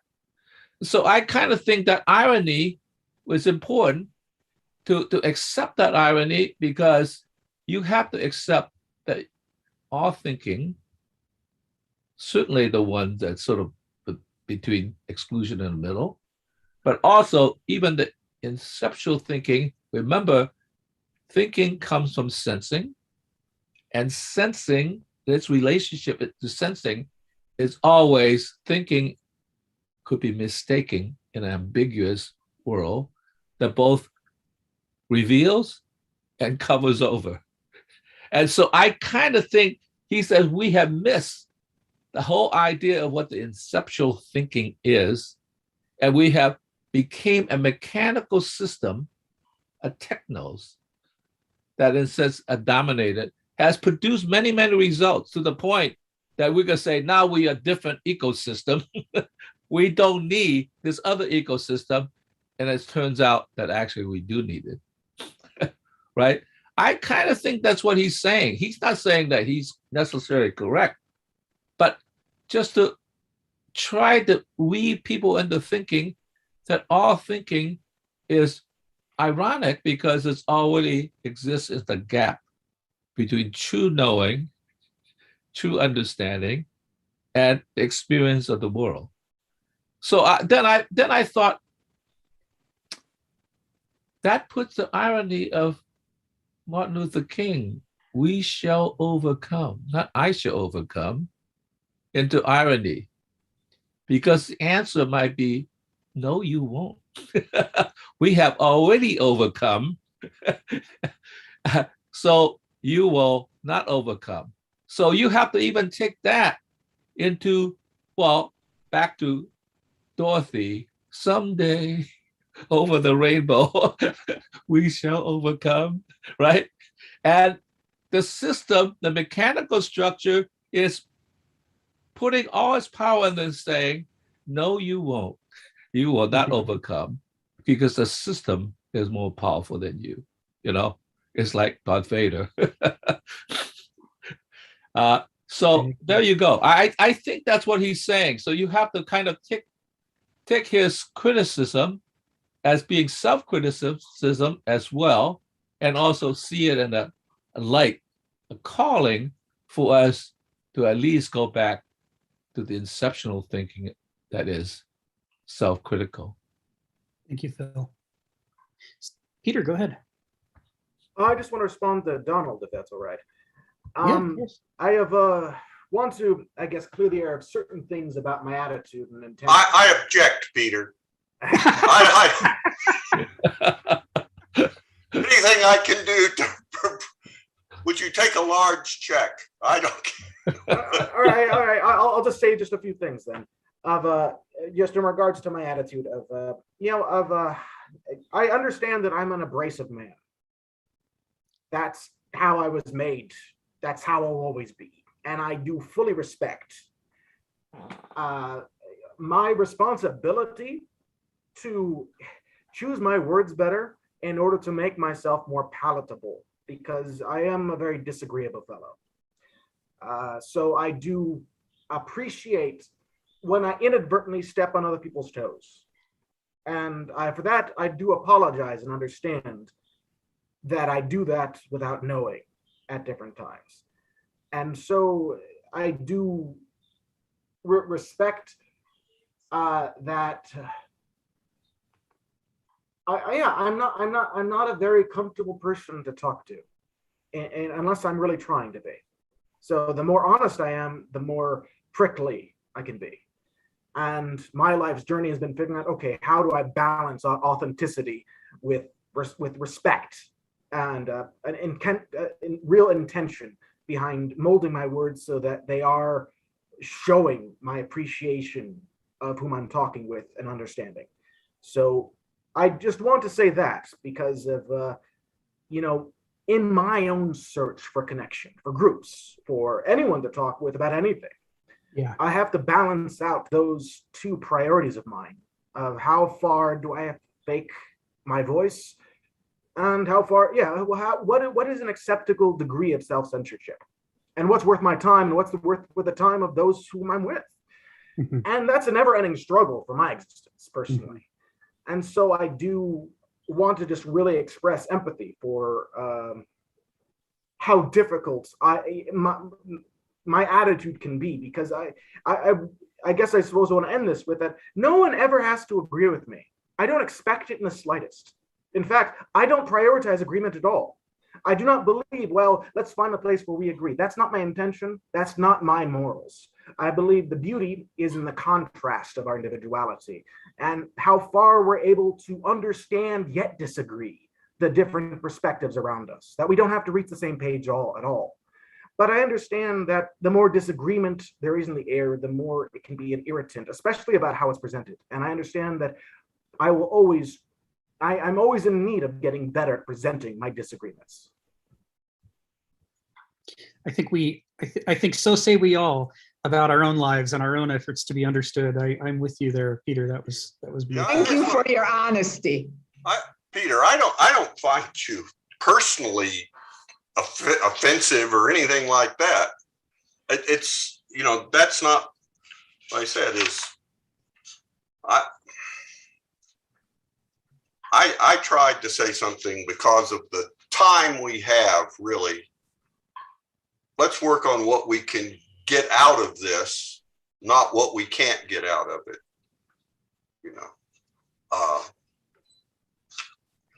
So keep talking. You're not going to offend me. I mean, in fact, Kenneth doesn't care a lot less than I don't. But I feel this about this group, that I go years between finding any meaningful philosophical conversation. And therefore, I very much appreciate this group. Yeah. Oh, thank you, Donald. Yeah. I agree, Peter. And it's good to disagree. He in the classes he used to teach at the university, Kenneth thrived on the disagreement among the students and between them and him. It's as you say, it's what makes it gets the engine for the conversation, where all the motive force comes from, is then exploring that. And I might kind of extend what Donald said and say I think it's not even only about what you can get out of the essay, but also what we can bring to it. It's perfectly legit to say, well, I think there should be more gnosis here, and to go out and find more gnosis and bring it into the discussions. And, like you did last week, and say, behold, here is a video clip. Behold, here is a discussion about this. Behold, here's a poem and a thought exercise we can do to help experience what it's like to immerse ourselves in things and to exercise the gnostic faculties that we have. I not only think that that's fine, I think that that would add a great deal to this. So, you know, I think the dissatisfaction that you feel and the strength of it is incredibly creative potential energy that we could turn into something amazing here. So as Richard said in the chat, I too really enjoyed, you know, your enthusiasm and emotionalism and disagreements. So just because I pause and consider what to say next doesn't mean that I wish you hadn't said it. It's just, you know, it's a more interesting challenge. Ayala, you're next. Hi. Can I call you right back? Thank you. I'm sorry, yeah, I was going to say the same thing. Peter, I tend to get to the same place you do, being a skeptic and sometimes oppositional. This last weekend, I gave a talk to our Voltaire West group, which, you know, an artist group. And I gave a talk about Dada's redefinition of the aesthetics. And then there was a discussion, and everybody agreed and added, and it was very pleasant. Until one of us, a very smart guy, an author, said, at the risk of being unpopular, I think this is ugly. And anyway, presented a very common criticism of Dada, by the way, but against the grain. And everybody jumped, so-called, to rescue the group line, or me as a speaker, and said something, and I was thinking, and then I said to him, thank you for the challenge. This group started to be boring. The discussion is so boring. Now this challenge forces us to rethink our assumptions, to rethink our conclusions, and to start from a different point of view, which is the only way to introduce any growth or change in our thinking.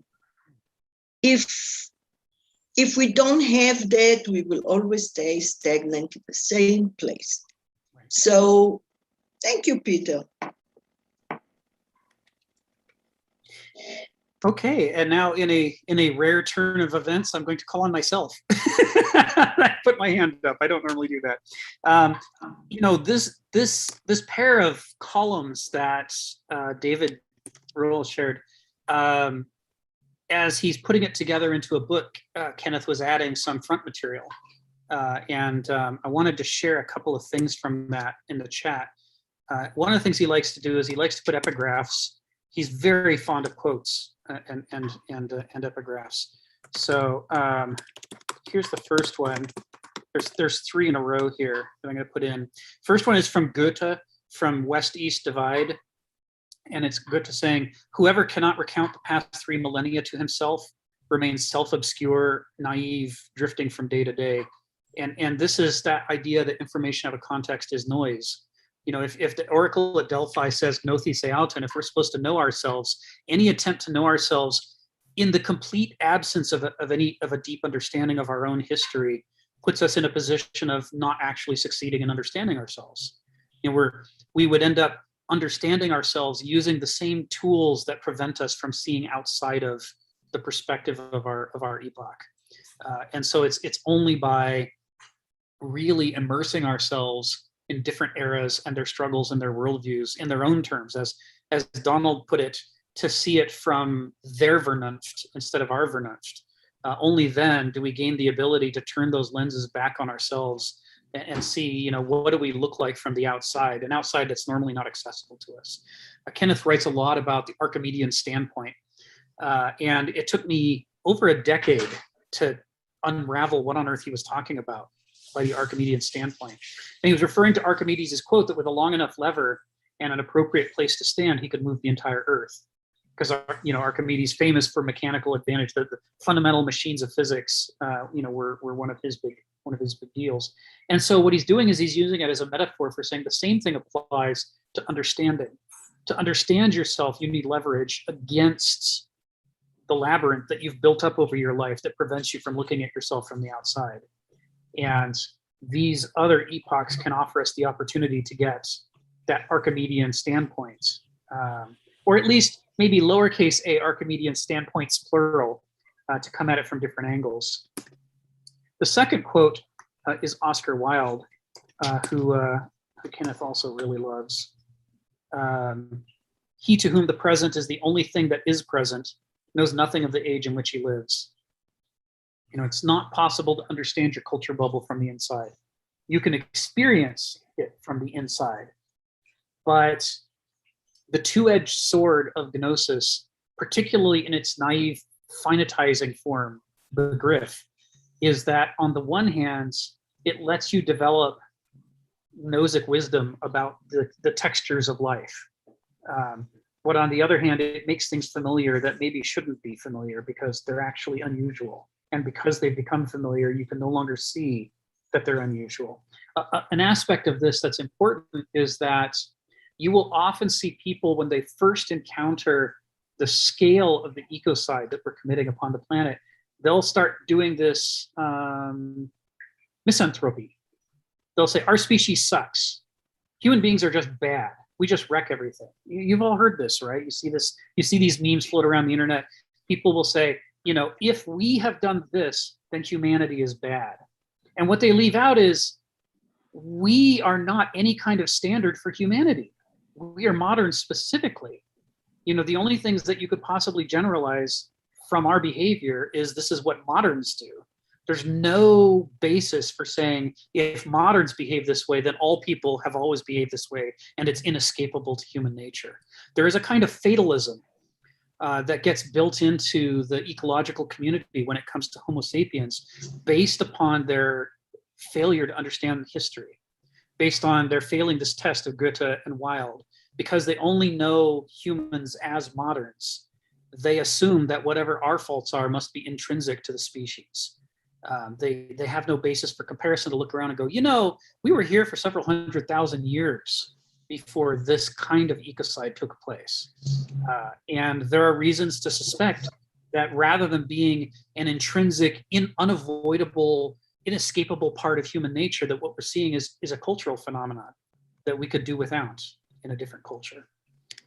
And in that way, by criticizing modernism in ways that make us uncomfortable, what Kenneth Smith is actually doing is liberating us from the fallacy that the flaws of modernism are inherently constrain the possibilities of human experience.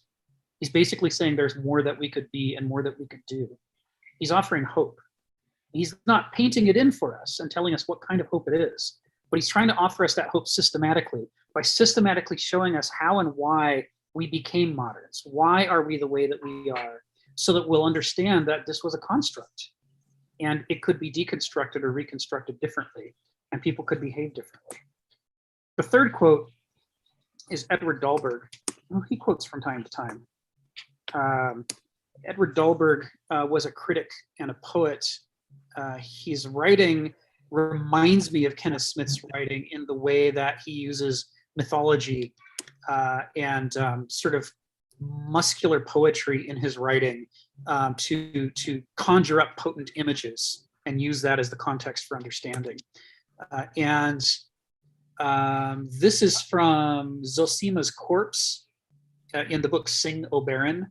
And Zosima's Corpse is a reference to the brothers Karamazov and the corpse of Father Zosima that's being carried around. And this is where he's talking about, he's doing a critique in that essay of the literary movement of naturalism, which claimed to represent people the way they actually are and kept portraying people as greedy and violent and selfish and brutish, even worse than the animals, just this horrible thing. And Dahlberg's critique is people are more than that. And the naturalists are lying by calling themselves naturalists. They're claiming that they're describing human nature, when what they're actually doing is describing a debased human nature. Because of the nature of modernism, people have been reduced to the basal metabolic functions of the brain. And as a result, we don't get to see the full potential of a mature adult human being and what they could do in the world. And to embrace the cynicism of saying our defects are inevitably the defects of all human beings, the naturalists are lying to us all and setting us up for failure. They're setting us up for hopelessness and despair that is not warranted. That's why he puts these three quotes in particular are at the opening of this book, specifically because he's saying that the point of this criticism of modernism, despite the fact that we're going to be frustrated and angry and feeling despair at being criticized in a way that moderns don't typically do of the modern era, nevertheless, the point of it is liberation, so that we can understand there are greater possibilities within us that we have been born with and that have been demonstrated in Homo sapiens for a very long time, just not right now, and that we could change the conditions that prevent us from developing or exercising those capabilities, and we don't even know what would be possible. It's beyond us to imagine. Like while Daedalus and Icarus are thinking within the constraints, the two-dimensional constraints of the labyrinth, they can't imagine flight. All they can imagine is wandering about in a two-dimensional world, and they forget the world outside because they've been in the labyrinth for so long. They start to think that's the sum total of the world. They map all of their past memories and experiences into this two-ply, cosmos. But once they create the possibilities to escape the labyrinth, they can look down on it from above and realize that although for them it seems so big it was the whole world, in fact it's just one small place in a giant world, and that there are many possibilities that can be reached, and that they could not imagine those possibilities while they were in the labyrinth, because the point of being in the labyrinth is that it warps your thinking to exclude the possibilities that it doesn't want you to have access to. So I think Kenneth Smith, I don't think he's optimistic or pessimistic. I don't think he's cynical. I think what he is, and I wouldn't say realist either, because no human being is a realist. That's just a form of self-praise. I think what he is he's trying to offer other perspectives, and more importantly, not trying to get you to buy into his perspective, but to buy into the idea that any one finite mortal perspective is inherently a problem, and that what we need to be searching for are wildly different perspectives that can give us some triangulation on the truth. I think that's the core thing he's trying to get us to do. So Sharon, and then Stephen, and then Peter. Go ahead, Sharon. Well, this probably takes the conversation a little way back, but I wanted to say to Peter that honesty is always discomforting. And I have that kind of personality too. And, but in what I did for a living, it was critical to be honest, absolutely critical to be honest. But over time, you will enhance your delivery. So give it some time, it's fine. And I just wanted to say that, yes, I agree with you. Sometimes the tone of Kenneth Smith essays tend to be negative, but for me, that negativity is extremely thought-provoking. And in fact, we talk about fear and anxiety and crises. None of those are negative events. They are growth-producing events. And in fact, in his essay here, where he says, ours is a laminated civilization, one whose adhesives have grown brittle and opaque, and whose disparate materials have long since split and warped apart. And then he asks a very critical question, which is, I think, is really some of the fundamental points in his essay on modernity's meager growth. How can we grow strong enough to see the withered limbs and fragile crutches we lean on? That, I think, is how I see the negativity of his essays, and I turn them positive. They're consciousness raising. That's my opinion. Thank you, Sharon. Yeah, I was going to say, look, I just find that this whole tendency in the world of thought all the time, everybody thinks that they can define what the limits are in the universe. Everybody thinks they can put down one flag, which is A, and another flag, which is Z, and reality is everything that's between that. They can't count that there's realities beyond that. Look, I'll take an example. You can have some goldfish in a fish bowl. And the goldfish said, let's pray to God and ask for more fish food. So God drops in some more fish food. Goldfish are happy. And the sharks in the ocean next to the goldfish bowl are saying, please, Lord, send us some more little fish to eat. So God tips over the goldfish bowl and the little goldfish get eaten. And everybody I meet, every system of thought I come across is like this attitude that the universe is my daddy that's looking in particular after me and there to fulfill all my wishes. Now, Christianity had that. It had the Father God. And the Father, you know, you could be the little children, you could be bad and good, but there were certain certainties. This is a thing Nietzsche pointed out when they were tossing out Christianity. He said, beware. Under our old system, we felt certainty. And the crowd was, the madman comes along and said, your God is dead. And the crowd goes, yeah, that's fine. We've still got the same certainties. And the madman's realised, no, you haven't. Those certainties are going to slip away. Everywhere I come across, there's all these different viewpoints and movements that think their particular certainty is it. You know, it's like the stench I smell within my head is the sweet odour of the universe. Right.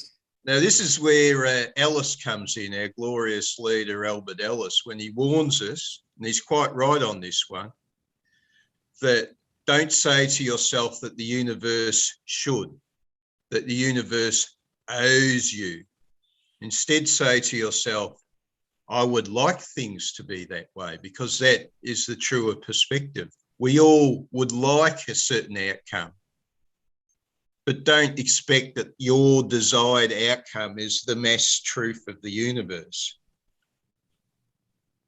Now, I was wondering if I haven't explored Kenneth Smith enough. Does Kenneth Smith cover that subject?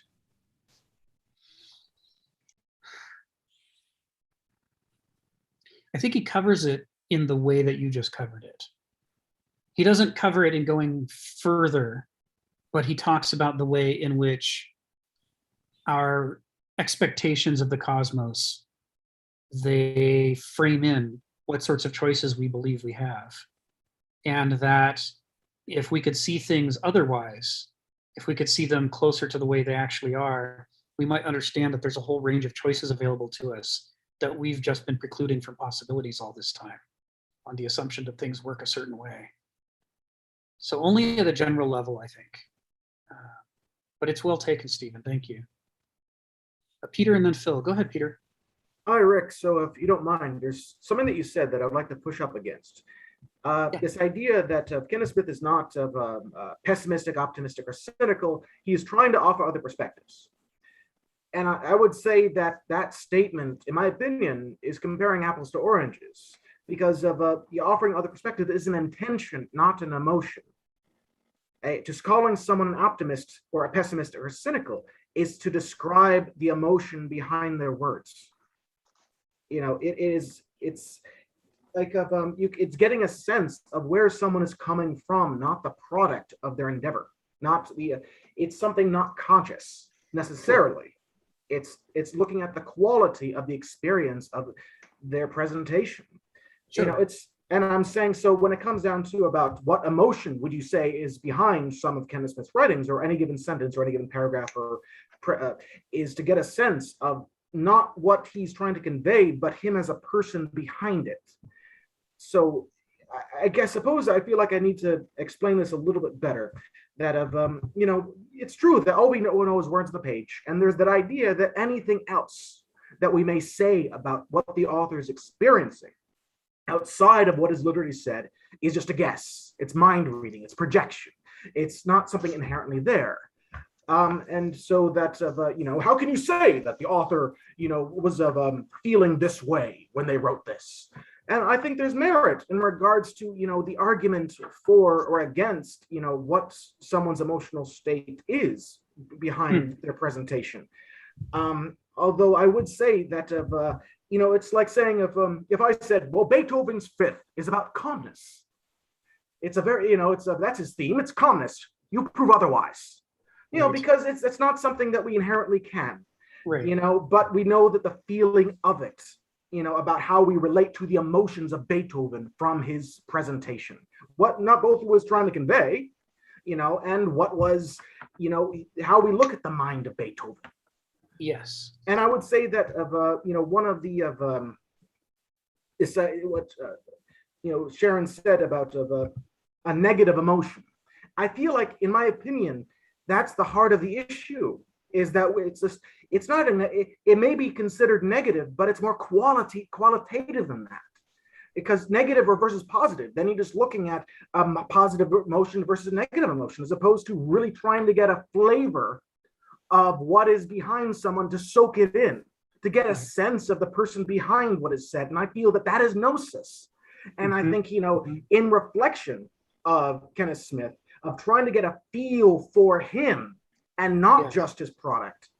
Yes. Now, I'm not saying that my feel for him is correct. I'm only giving the impression that I have of him as honestly as I can, as far as I'm able to witness another person through their writing. It's legit. It's legit. Yeah. My main pushback on the cynicism in particular is that optimism, pessimism, realism, cynicism, what they share in common is that they all attempt to predict the outcome. There is an alternative orientation that is equally emotional, but that doesn't try to predict the outcome. And it's called Ameliarism. And Ameliarism is the idea that I don't know whether it's going to turn out badly or well, or whether I'm going to accurately describe how it turns out. But what I do know is that within ourselves, demonstrated in our lives, we have the capacity to make things better than they are now. And that if we can give up the fatalism of needing to be right about whether the end of it is good or bad or hopeless or hopeful, if we can give that up and focus instead on what is within our power to change, we'll discover that we can at least make things better than they are now. And to me, meliorism is, of all of these choices, the only one that's the true opposite of cynicism. Cynicism says, don't bother trying because it's all hopeless. And maybe I use the word incorrectly. Okay. So because of, I would say that one can be cynical about, well, I guess it's about something that you don't know, I suppose. So I suppose, like, even if you're cynical of a fictional character that is already pre-written, or cynical of the actions of Napoleon, about his connection to humanity versus his own megalomania. Right. I don't think, I don't relate to cynicism as being dependent on future relationship inherently, but maybe it is. And so then it's my misusing that word, but trying to still articulate this, what I would call a bitterness. I mean, yes. The more I read him, the more I get a sense of, I don't see him having been touched by beauty before. You want to see that side of Kenneth? Yeah, I as far as I can tell in my few first impressions, I do not see a man that has ever had that. Oh yeah, it's a big deal for him, but you're right, it's absent in this essay, and it's something we should bring in, because he's an artist. He paints, he draws, he writes. He's constantly working on. The experience of beauty is very important to him, but you wouldn't know it from this essay. It's true. It's true. There are other things we could bring in. Okay, so the idea that what we're presenting is out of balance, and we're not getting the full person, and what we're getting across feels more negative. I embrace that 100%. I'm with you, and that's something we can do something about. Phil and then Ayala. Go ahead, Phil. Well, I think Kenneth Smith is trying very hard to be a philosopher. I'll go back to what I sort of said before as a kind of ironic joke. Because when I was younger, as a student, of course, I was very attentive in art history classes. Yes. Now I call art history as art in the dark. Literally, it is in the dark because you see a slide, right? And I know preciously that very few art historians talk about what the essence of really is. And becoming an artist, I begin to understand they don't understand enough of that ambiguity and the form and the structure and all that effort you put into it. And very few, not all, don't even understand the cultural history in which it is. Right. But they know the dates. We always are taking a quiz on the dates, and that's all, as if that was a stand-in for the art itself, right? Yes. I kind of think that he's trying to say that philosophy has become like art history, philosophy in the dark, right? Because it has fallen asleep to what I would say the essential quality of inceptional thinking. It's gone down a one-track mind, which has blinded itself, to the outside. And it's like all they do is talk about what happened in the past and how it, that refined itself and so forth, which is probably true. In fact, one time a guy that was talking about philosophy, I said, philosophy is the thinking that allows you to think, like all that. And I said, yeah, right. You're the one to say that when all you could do is go back to Plato. That's it, right? At which he got kind of upset. So anyway, then I'm going to bring up Anaxagoras, not Anaximander, who was a kind of in the Pythagorean school, but not as well known as Pythagoras or Anaximander. But I liked him. He said the world, meaning I guess the universe, is made up of the limited and the unlimited. Yes. But he seems to divide the unlimited in two parts as well. So it's kind of tripartite. There's unlimited that's outside of any understanding, and there's the unlimited that's still inside the limited that we could refine and maybe find what it is that's about. And I think part of philosophy is trying too hard to be in the limited and looking for the unlimited within that, rather than the greater relationship that artists are trying to do, is to find the unlimited, expand the unlimited outside of itself. That's why I discovered the city wall. And I'm going to go to the last metaphor. It seems to me human beings, are trapped in a structure that's very much like a spider. I use that metaphor quite often, right? A spider builds its structure in the world and is very sustainable in a way, limited way. And of course, even the structure has got a full of holes, right? And so it's a very tenuous thing, even though spider silk is very strong, but it's very flimsy and whatever. And the thing that the web is attached to is the environment around it. Certain key points, locus of attachment that anchors the structure, right? And that is also very vulnerable. And when a storm comes and a wind comes, it's going to be tested. Going to test it very hard, both from it falling into the hole that's inside the net, and also the whole web is thrown away. And I think what Kenneth Smith is trying to say is that this spider web has gotten us very, very far, and we live in an ambiguous and schizy world, and we gotten very far. But now it's important to understand the anchor points to the forest that it must be in. And that is breaking down. And we need to recontact it, because in spite of the incredible engineering that a spider is, like mankind, that's why I like that metaphor, is that you have to now pay attention that the environment is changing, the forest is changing, everything is changing, and you got to respond to it, because it's not just the structure of the web, which is incredible, but it is anchored to something that, echo cycle 2 is actually dependent on echo cycle 1. And we have not understood that well enough to realize that the limited in its own way is very limited. That's what I wanted to say. Thank you, Phil. Let's do Ayala and then Stephen. Go ahead, Ayala. Yeah, just a few very short echoes or comments about conversations that were taking place here a while ago, including now the Ameliarism that you mentioned, Rick. That's an interesting kind of, I was not aware of it before, so thank you.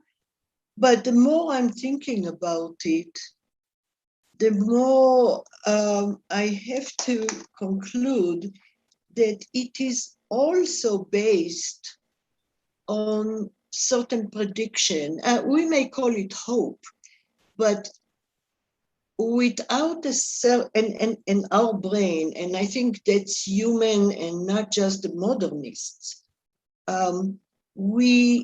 every decision we make is based on some kind of prediction or projection of a result or a consequence, even if very uncertain.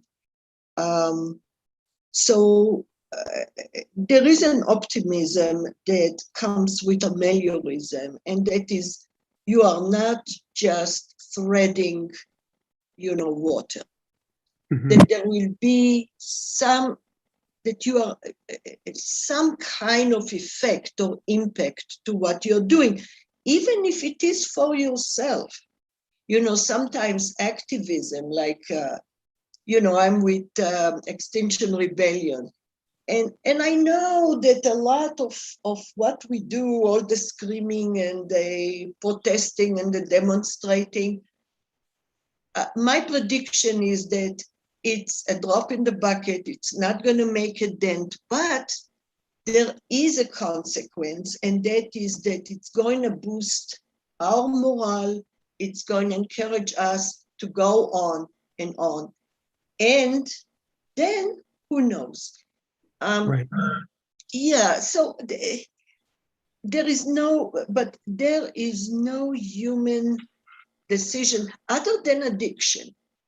Addiction may be an automatic behavior that is not based on the consequence, but it's just a release for the relief itself.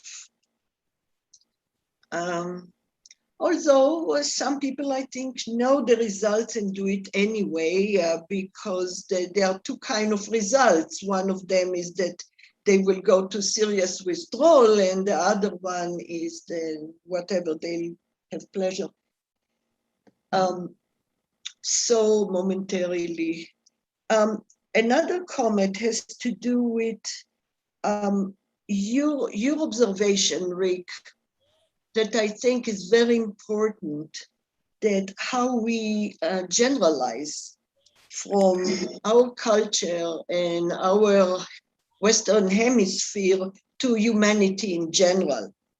And it's very common, I noticed today in all the chaos that goes on around, information chaos, that what is missed very often is predictions that have to do with stuff that we don't see so easily. We don't put into the equation randomness and chance factors.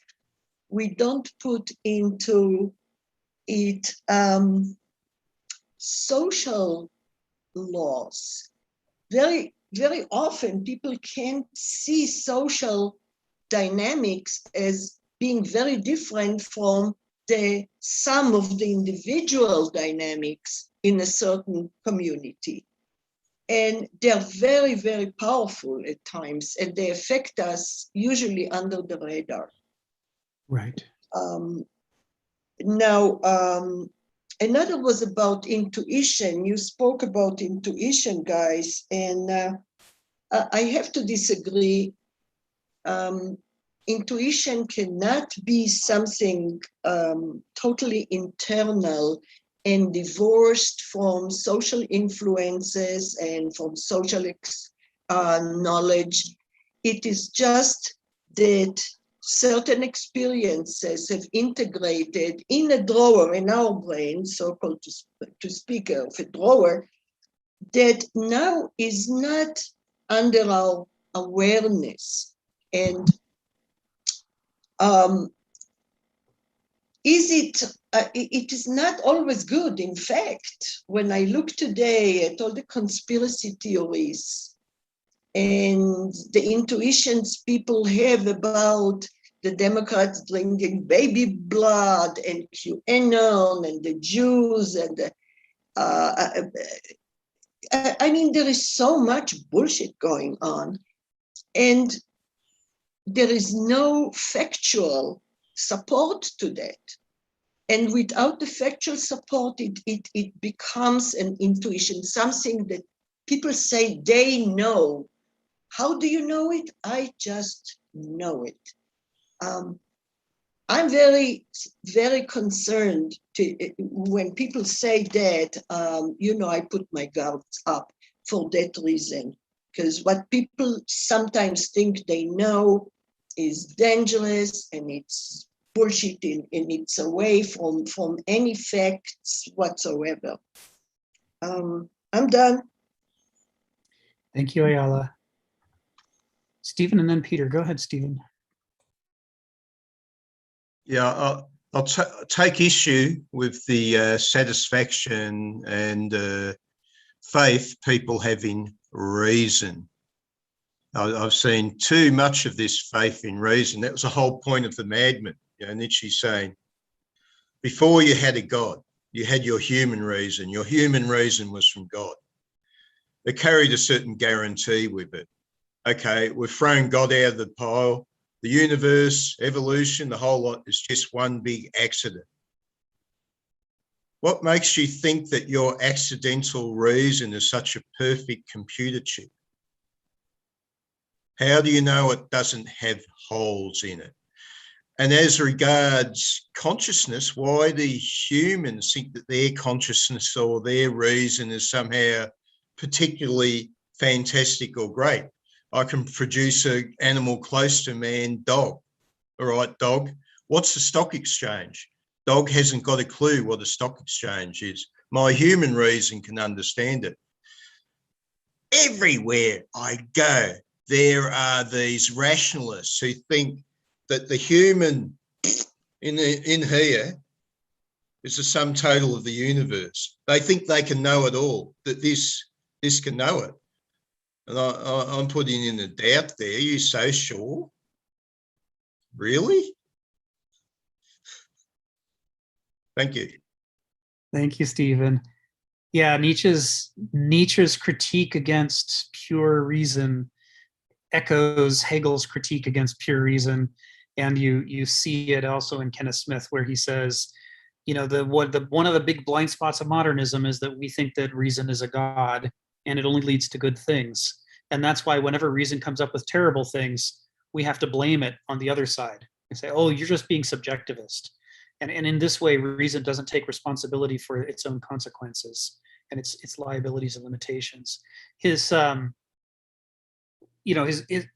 big part of his body of work is about trying to be an antidote to modernism's overemphasis on the Apollonian, on being too noetic, and in response, trying to explore what is lost when we do that. What did the Dionysian bring? What did Gnosis bring to bear? Oh, someone's sharing their desktop. Phil is sharing his desktop. Hi, Phil. Is this intentional? Are you trying to show us something, Phil? No? Okay, well then I could stop that. There we go. Sorry about that. Okay, so Peter, go ahead. So pretty much, I want to just, if I may, just share a quick impression of his art. Please. That's. Oh, I'll share my desktop actually, so that other people can see the piece of art that we're talking about. Beautiful. So yes, that without a doubt, there is beauty in there's a very exquisite beauty in my opinion, in his view of the whales, and I think it's very on point, and I think it really captures the character.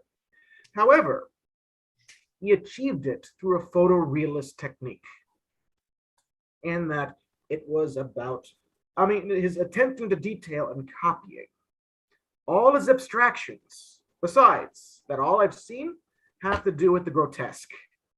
When he's using his imagination only, instead of an outer model, he comes up with these very grotesque, monster-esque, demonic kind of imagery.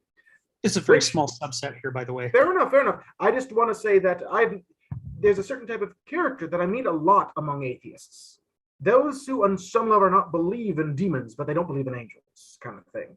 Is that I feel like that's the type of character that I've met much in my life, where that they have nightmares, but they don't really have blissful dreams, if you know what I'm saying. That there is these people who are relating to the darkness because intuitively they don't, and that's why they run to reason as an escape from their own imaginings, because otherwise they would have to imagine things that would be painful or scary. That it's only in the West, and I really want to underline this, is that children see monsters under the bed and not elves. It's what's in the darkness is inherently frightening. Now it's kudos to him and for his skill and his ability to capture these grotesque type of experiences, and I really want to express my admiration for it. But to me, it really shows about when his imagination runs wild, what it's suggesting of where it does, and why people like that end up retreating far into reason in their lives. Now, I'm not saying that's, I'm trying not to simplify his life, but from what I gather is that when it comes down to his lifehood in academia, he spent the far majority of his time in that atmosphere, in that environment, and fostering himself within these languages, within these studies, that his own imagination as such and his own connection to it ends up producing these own relationships, let's say, towards this aspect of what one can experience within it. Like, to give another example, and then I'll stop, is that in our day and age, when someone has schizophrenia, the voices end up belittling them, the voices they have in their head. Where in someone like India, someone has schizophrenia, the voices can be incredibly helpful, incredibly supportive. That's interesting. That's something that rarely exists in our society. So if it's someone schizophrenic, all the voices, it's diluted or not, they're harmful voices. I'd love to read more about that. If you can at some point chase down a link, I think that a lot of us would be fascinated to read about that. That's really interesting. Kind of to what extent does the nature of the culture affect the kinds of voices that you hear when you have schizophrenia? I think that could be really, really revelatory. Thank you, Peter. Yeah, this is a tiny sample of his work. He has an enormous variety of work. The one thing that all of his work shares in common is an interest in textures. And they can be used to create beautiful effects. They can be used to create ugly effects. It all depends on what you're looking at. This particular selection is mostly one-sided, except for it has this portrait of the whales. So Phil and then Jyoti. Go ahead, Phil. Yeah, I have a very brief comment, and then I have a slightly longer one, but fairly brief. the brief one is, I think in the 1990s, somebody decided to have 3 stock pickers to see who would win. And one was a stock analyst who was very, very entrenched in the system. He knew what's right and wrong, what to pick. And one was a kind of ordinary guy, just, off the newspaper or whatever, picked up stocks. And then one was a chimpanzee. And it turned out, at least in the short and medium term, the chimpanzee won. And they kept making fun of these stock pickers, right? Of course, they didn't draw it out that in the long term, actually, the stock analyst actually won, but in a very long span. So that means, okay, if you start, a financial picker who knows the long trends, maybe you're okay. But if you're going to be what you call a day trader, welcome to the chimpanzee world. So that's interesting. The other thing I want to say was, back when I was still in college, I had a dear friend who taught me a lot about Chinese art. In fact, pretty much everything I know about Chinese art came from him. And he applied for a grant from the California Arts Council to do something on Chinese music and all that, and I remember seeing him, and he was very bitter. He lost it. Well, I don't even know whether he was a finalist or whatever. And he just made fun of the fact that they gave it to somebody who's recording whale songs. like actually, that was like very, very bizarre. Like, how in the hell could they give it to somebody who records whale songs? Of course, I didn't want to disagree with him, but I actually did disagree with him. But I kept quiet, like, oh, yeah, sure, yeah, I understand, But that was interesting how that structure of the human-centric is to such a degree that he wouldn't consider anything outside of culture whatsoever, right? Like, they gave it to some damn guy recording whales. I mean, like, what is that about? Like he was just out of his mind when he was talking about that. So that's all I want to say. That was very, very interesting. Thank you, Phil. Jyoti and then Ayala. Go ahead, Jyoti. Oh, hi all. It's great to be back and be back in this part of the group. I've been traveling for the last 3 weeks. Rick, thank you so much for keeping this group going. Oh, sure. I just wanted to comment on a couple of things. One thing is the idea of culture. And somebody, I'm sorry, I was in a loud place, so I didn't note who exactly said that in India, children will not see monsters under their bed. And then in, what was the other comment? Schizophrenia.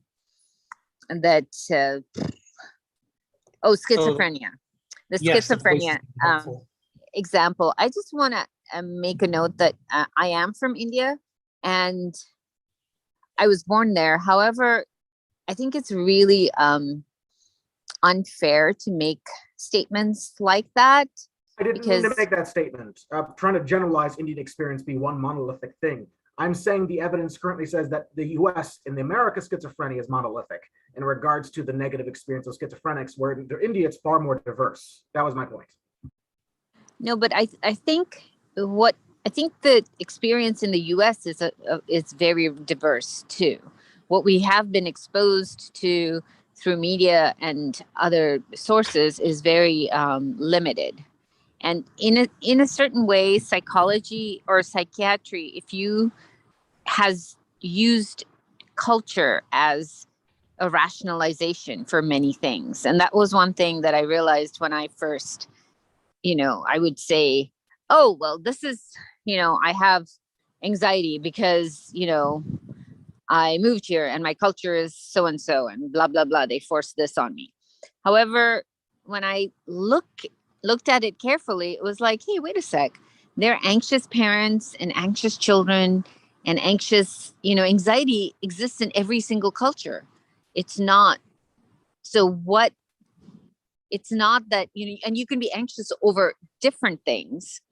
However, the bottom emotion, or like, you know, kids seeing monsters under the bed, I'm sure there are tons of you know, children that see, and I have children that see darkness as being something scary. However, that happens here and happens in India. It's not a cultural thing per se. It's more a perspective and context driven is what I have experienced in my lifetime. And also, I just wanted to put it out there that, you know, making generalizations based on just different quote unquote cultural values What is culture? I'm sorry? What is culture if not context and perspective? Well, but see, let's not, okay, so culture, perspective and culture kind of, according to the colonial aspect of how colonialism has defined it, is more within boundaries, you know. Then I don't mean to suggest that then. I'm not meaning to simplify it to that extent. Yeah, exactly. That's what I wanted to say, that it's really easy for me here to rationalize my difficulties as being, oh, well, it's because I'm an immigrant. But the thing is that, wait, there are healthy immigrant families and there are non-healthy immigrant families, and they're kind of in between immigrant. I mean, that experience is so diverse. You are completely correct, and I was only trying to reference particular studies that I've read in regards to their specific findings. Anecdotally, I've met tons of schizophrenics with very diverse experiences. I've worked at a psych ward myself for a year and a half, and so when it comes down to getting a sense about how the general sentiment, at least in the United States, is that schizophrenics are not at peace with themselves naturally, because the voices are keeping them from being at peace with themselves or with society. Where my fundamental point was that that's not necessarily inherent to schizophrenia. Yeah, but Look, I just want GOT, yeah, I'm sorry. let me interfere too. I worked for 25 years with very severe schizophrenics as a psychologist in a state hospital. And both are correct. You're right. There is an individual factor here. The structure of schizophrenia is the same in terms of the inability to have contact with whether the hallucinations, the images, or the voices, which are also hallucinations, or beliefs, delusions, are real or not real. However, there is a narrative, there is a content to this structure, or I would say dysfunction, that is culturally influenced. Mm-hmm. And definitely you see cultural differences among how schizophrenic interpret their experiences, the voices. So all of them hear voices everywhere, but there are such, and not just cultural, but religious. You know, many of the Christian faith were hearing Jesus speaking or appearing to them. And one guy from an Eastern origin talked about Krishna, and the Jews about Moses. So yes, the interpretation, because we are all social individuals, we are not just individuals. Yeah, but Ayana, the point that I wanted to make is that the person that's from Asia might also have influences of Christianity. So I just wanted to open it up a little bit more in the specifics of it, and hearing voices, as voices being dark or voices being conciliatory, that I really appreciated your definition of the structure. So the structure is hearing voices. However, what you do with the voices is yes, very, I feel is very more individual driven and experience driven versus what we have come to believe as, particular, because within religion, there's such a spectrum. And within being born in a certain heritage, there's such a spectrum. And within, I was born in the lines that were set, the borders that were set by the British as being India or being Pakistan. That is very different. It's like the experience is defined by the individual in terms of where the boundary of that experience is. I hope I'm making some kind of sense. Yeah, thank you, Jyoti. Peter, and thank you, Ayana. Thank you, Jyoti. Ayala, was that the point you wanted to make, or do you have more to add? No, actually, just another short point. When you mentioned that reason has become a god or a substitute, I heard that criticism, not just about reason, but also about humanism, about science, about atheism, as if those mental paradigms are replacement of God. But there is one error here, Rick, and yes, the error here is that this kind of statement comes from the supposition that we believe in some kind of an omnipotent higher power that can resolve all issues and is perfection. And that's not so. The switch to humanism, or let's stay with reason, because we dealt with reason, is, I think, an acknowledgement of the uncertainty of life and our inability to reach perfection and to fall into the embraced vessel that's called God that will hold us and take care of us, or will determine our life. No, it's a tool that we find that works for us in a world of uncertainty to a certain degree only. And Kant is the one that kind of takes reason as do it all. But I don't think that this is just one tool. We have science and the empirical testing is another tool. And again, supposing not just imperfection, but the idea that we will never get to 100% prediction, and it's only about probability and likelihood and uncertainty. So, and when you, again, the attack on humanism as if, now humans think that they are gods. Not at all. We realize how limited our powers are. We are also understanding that it's our duty and responsibility to take care of this, at least some of us, of the planet, because there is no such godly power that will do that. And we are going to do our best. So it's an anti-authoritarian kind of point of view. And those that attack us, I'm saying us, atheists, humanists,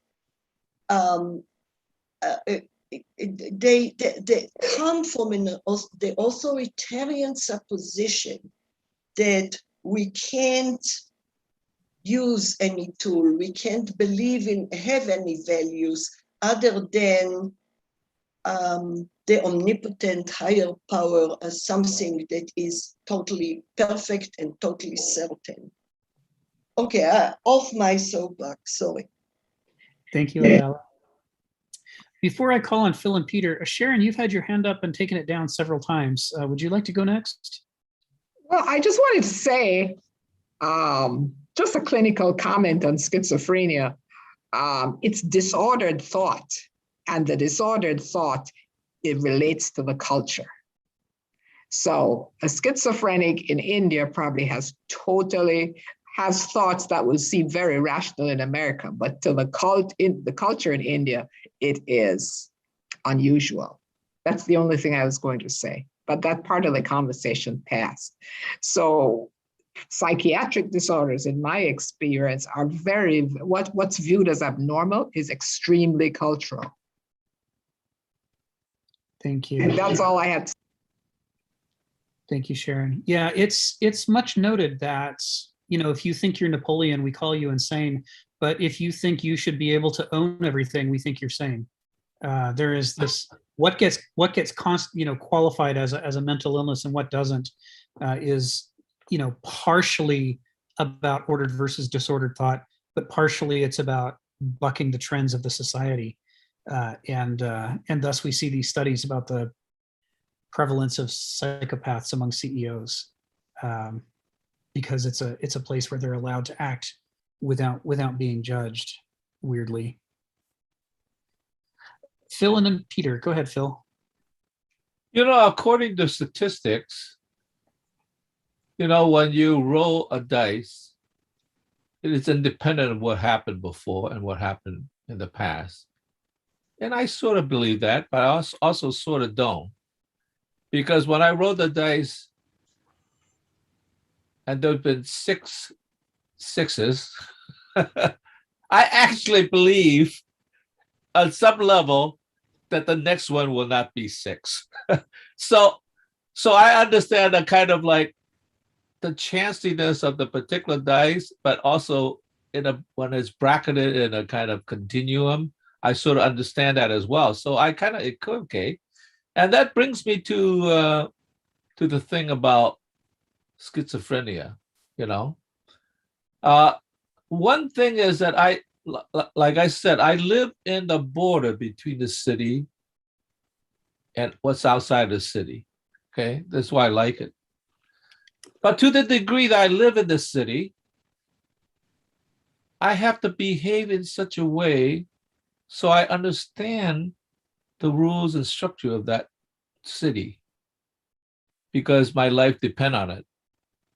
Probably physical life more than in nature, although spiritually you could be elsewhere. And therefore, with the loss of God, not that I ever believed in God, I'll just say that to begin with. I believe in spirituality, but not God. I am sort of somewhat convinced by the idea of rationality, because it's not that is correct. I need it to survive in the city. And one of the things I probably fear as much as anything else, well, I guess there's 2 things. Fear of becoming crazy, whatever that means. And I know that that's a very loose definition that should be believed, but nonetheless, I think being rational in a sort of somewhat structured society means that those rules are you must know. So I kind of think that, yeah, that is important. And so I fear that as much as, well, probably more than death,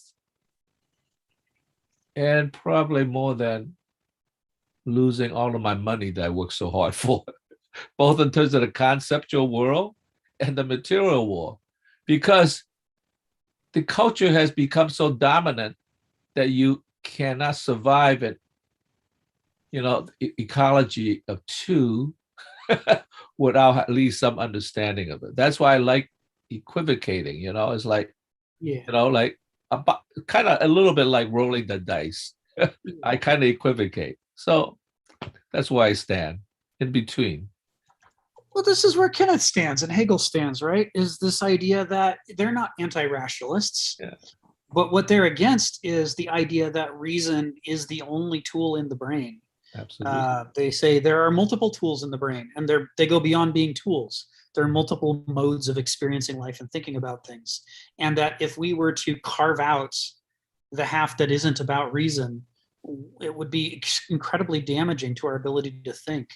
And part of what's happening when we praise reason is that we're actually unknowingly praising that other thing that we've been demonizing all the time, because it's doing half the work that we're crediting reason for. And that what we don't do under modernism in particular, because of its blind spots, what we don't do is have an honest discussion about the strengths and weaknesses of reason. And what happens if you disregard evidence and disregard experience and just rigorously, mechanically follow the script that reason has logically laid out for you. The next thing you know, you've got death camps and you're committing genocide because you have this clean, rational idea for how you're going to divide up the resources in Europe. I mean, reason can lead you to any program, because the thing that's missing from it is the connection to reality that gives you the ability to bring values to bear. And under modernism, we're not allowed to admit that that's missing from reason. We claim that that's a feature of reason when in fact there's no evidence that it is. Reason is a more sophisticated, complex operation. Well, what we call reason, when we mean human thought, is a far more complex, sophisticated operation than we do justice to when we simply sum it up as though reason were a sufficient name for it. So it's, you know, it's the nuanced position, you know, especially during a time when we have admitted anti-rationalists in the broad sense, who are like, stop thinking and just do what we tell you to do, authoritarian types. Yeah.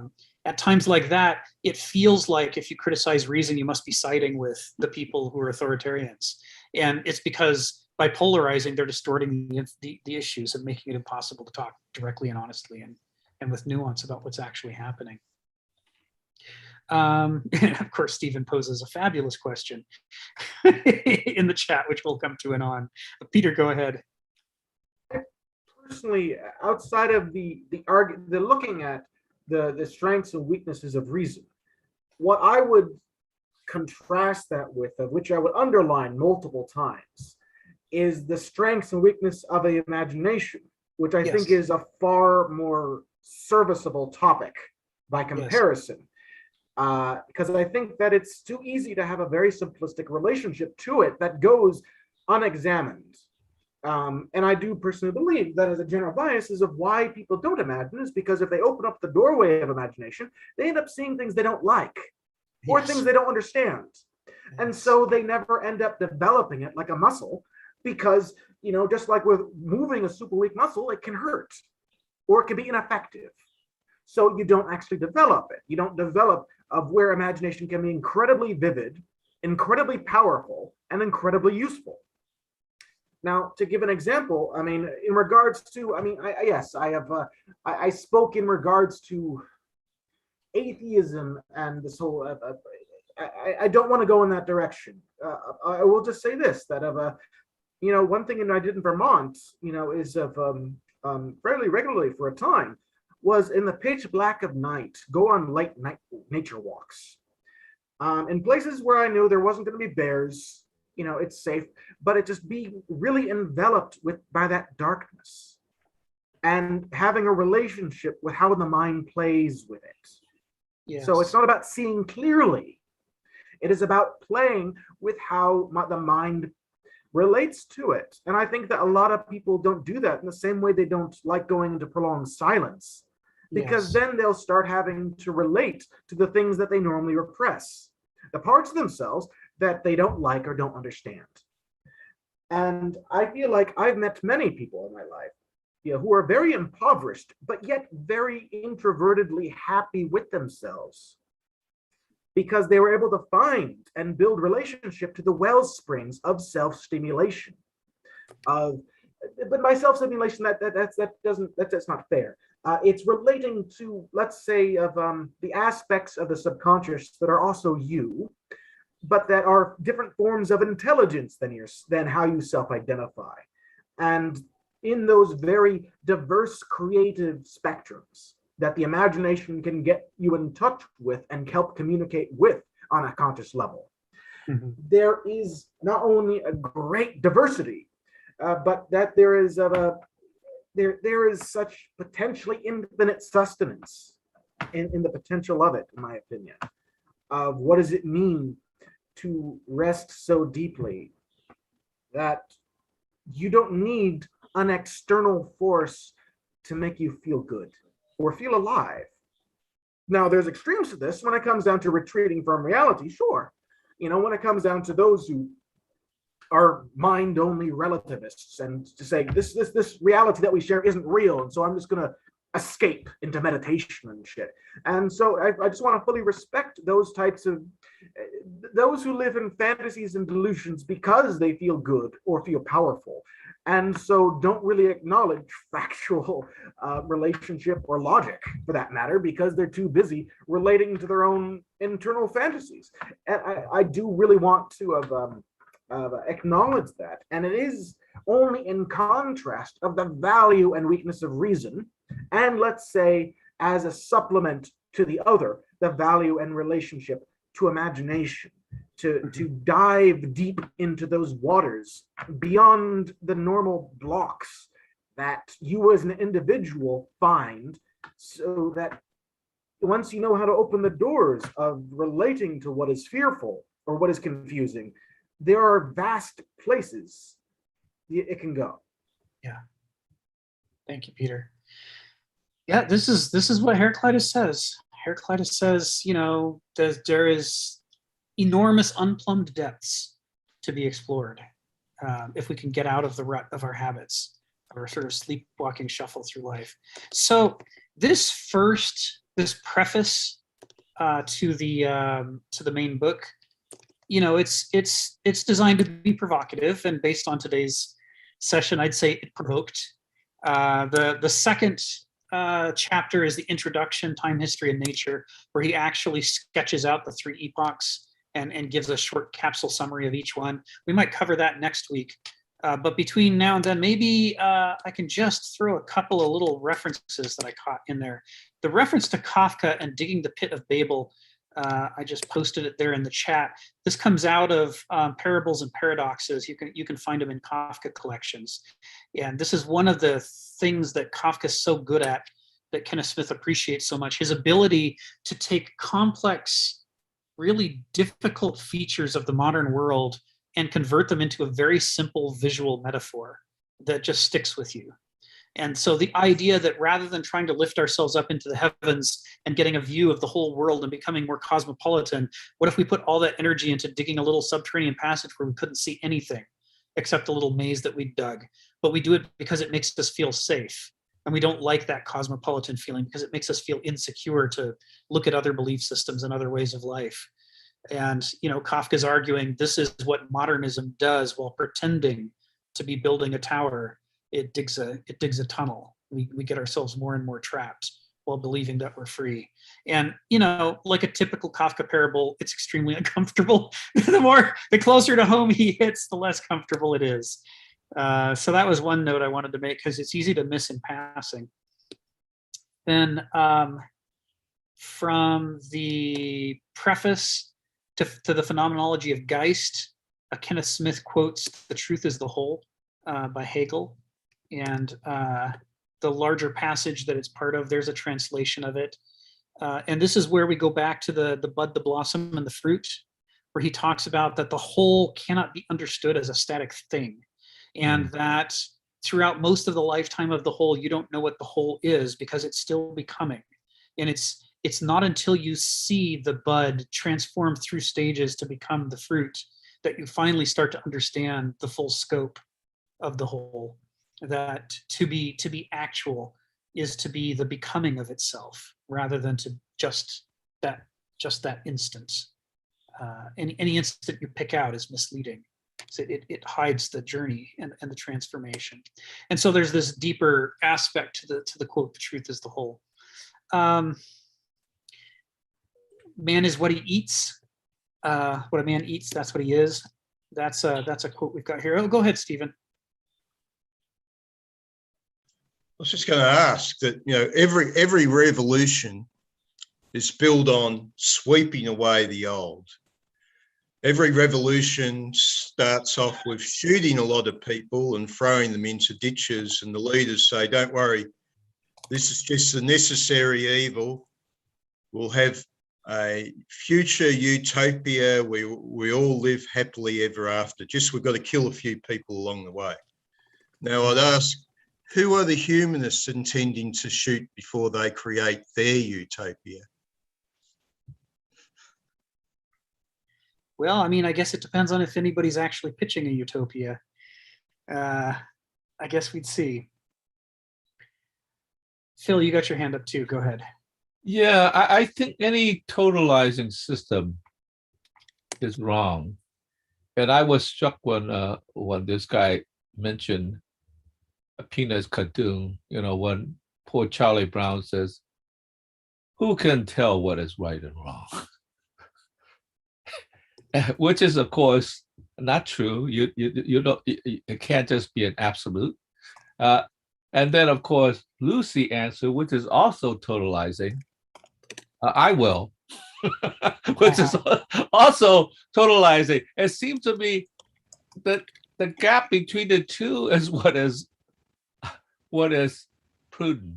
You know, in other words, the totalizing thing of overthrowing the past for the future, you know, it's itself wrong because it also becomes a totalizing thing, you know. So when Lucy says, "I will," then that's important to say against somebody who's just so ambiguous, like, well, who can tell? But but on the other hand, you can't go to the other end, like, I will.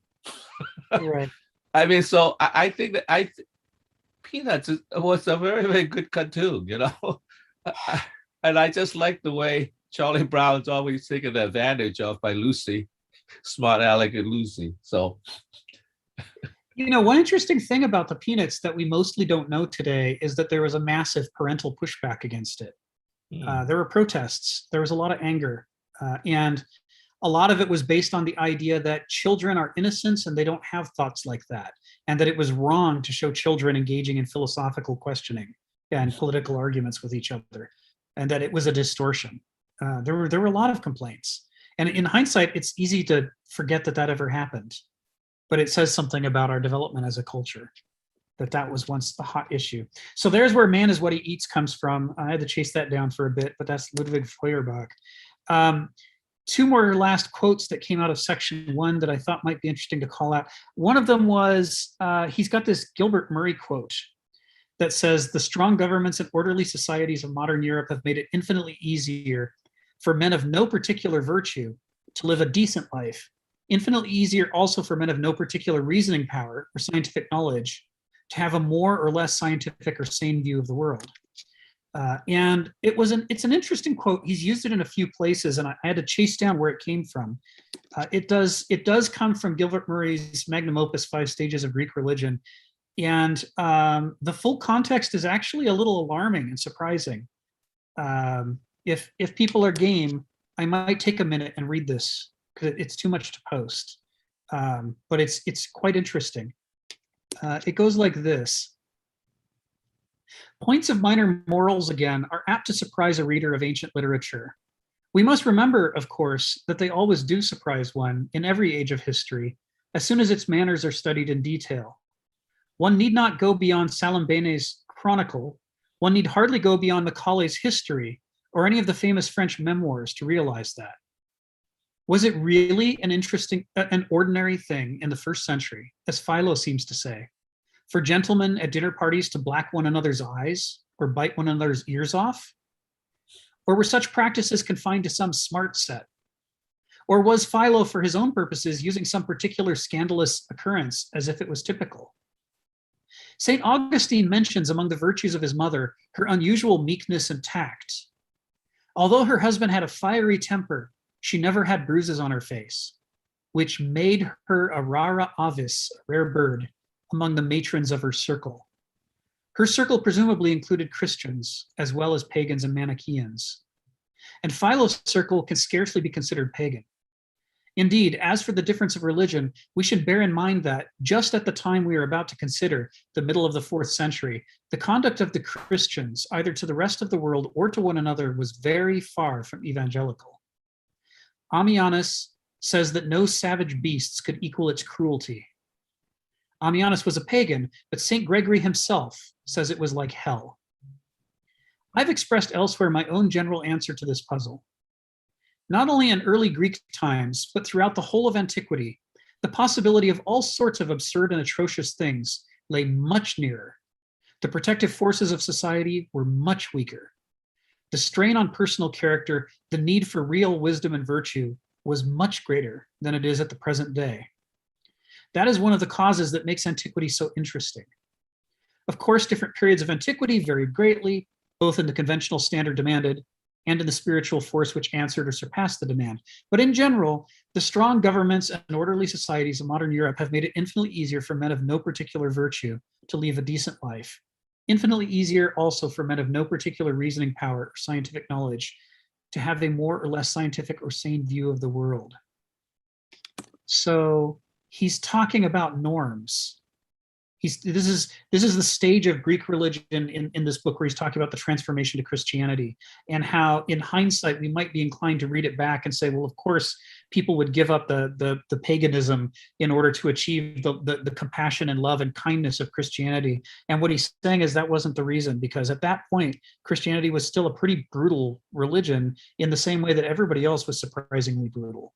And the fact that Augustine's mother was unusual for not sporting bruises at dinner with her friends, and they all had bruises on their faces from their various spouses beating on them, is just, I think, a striking image I'm never going to forget.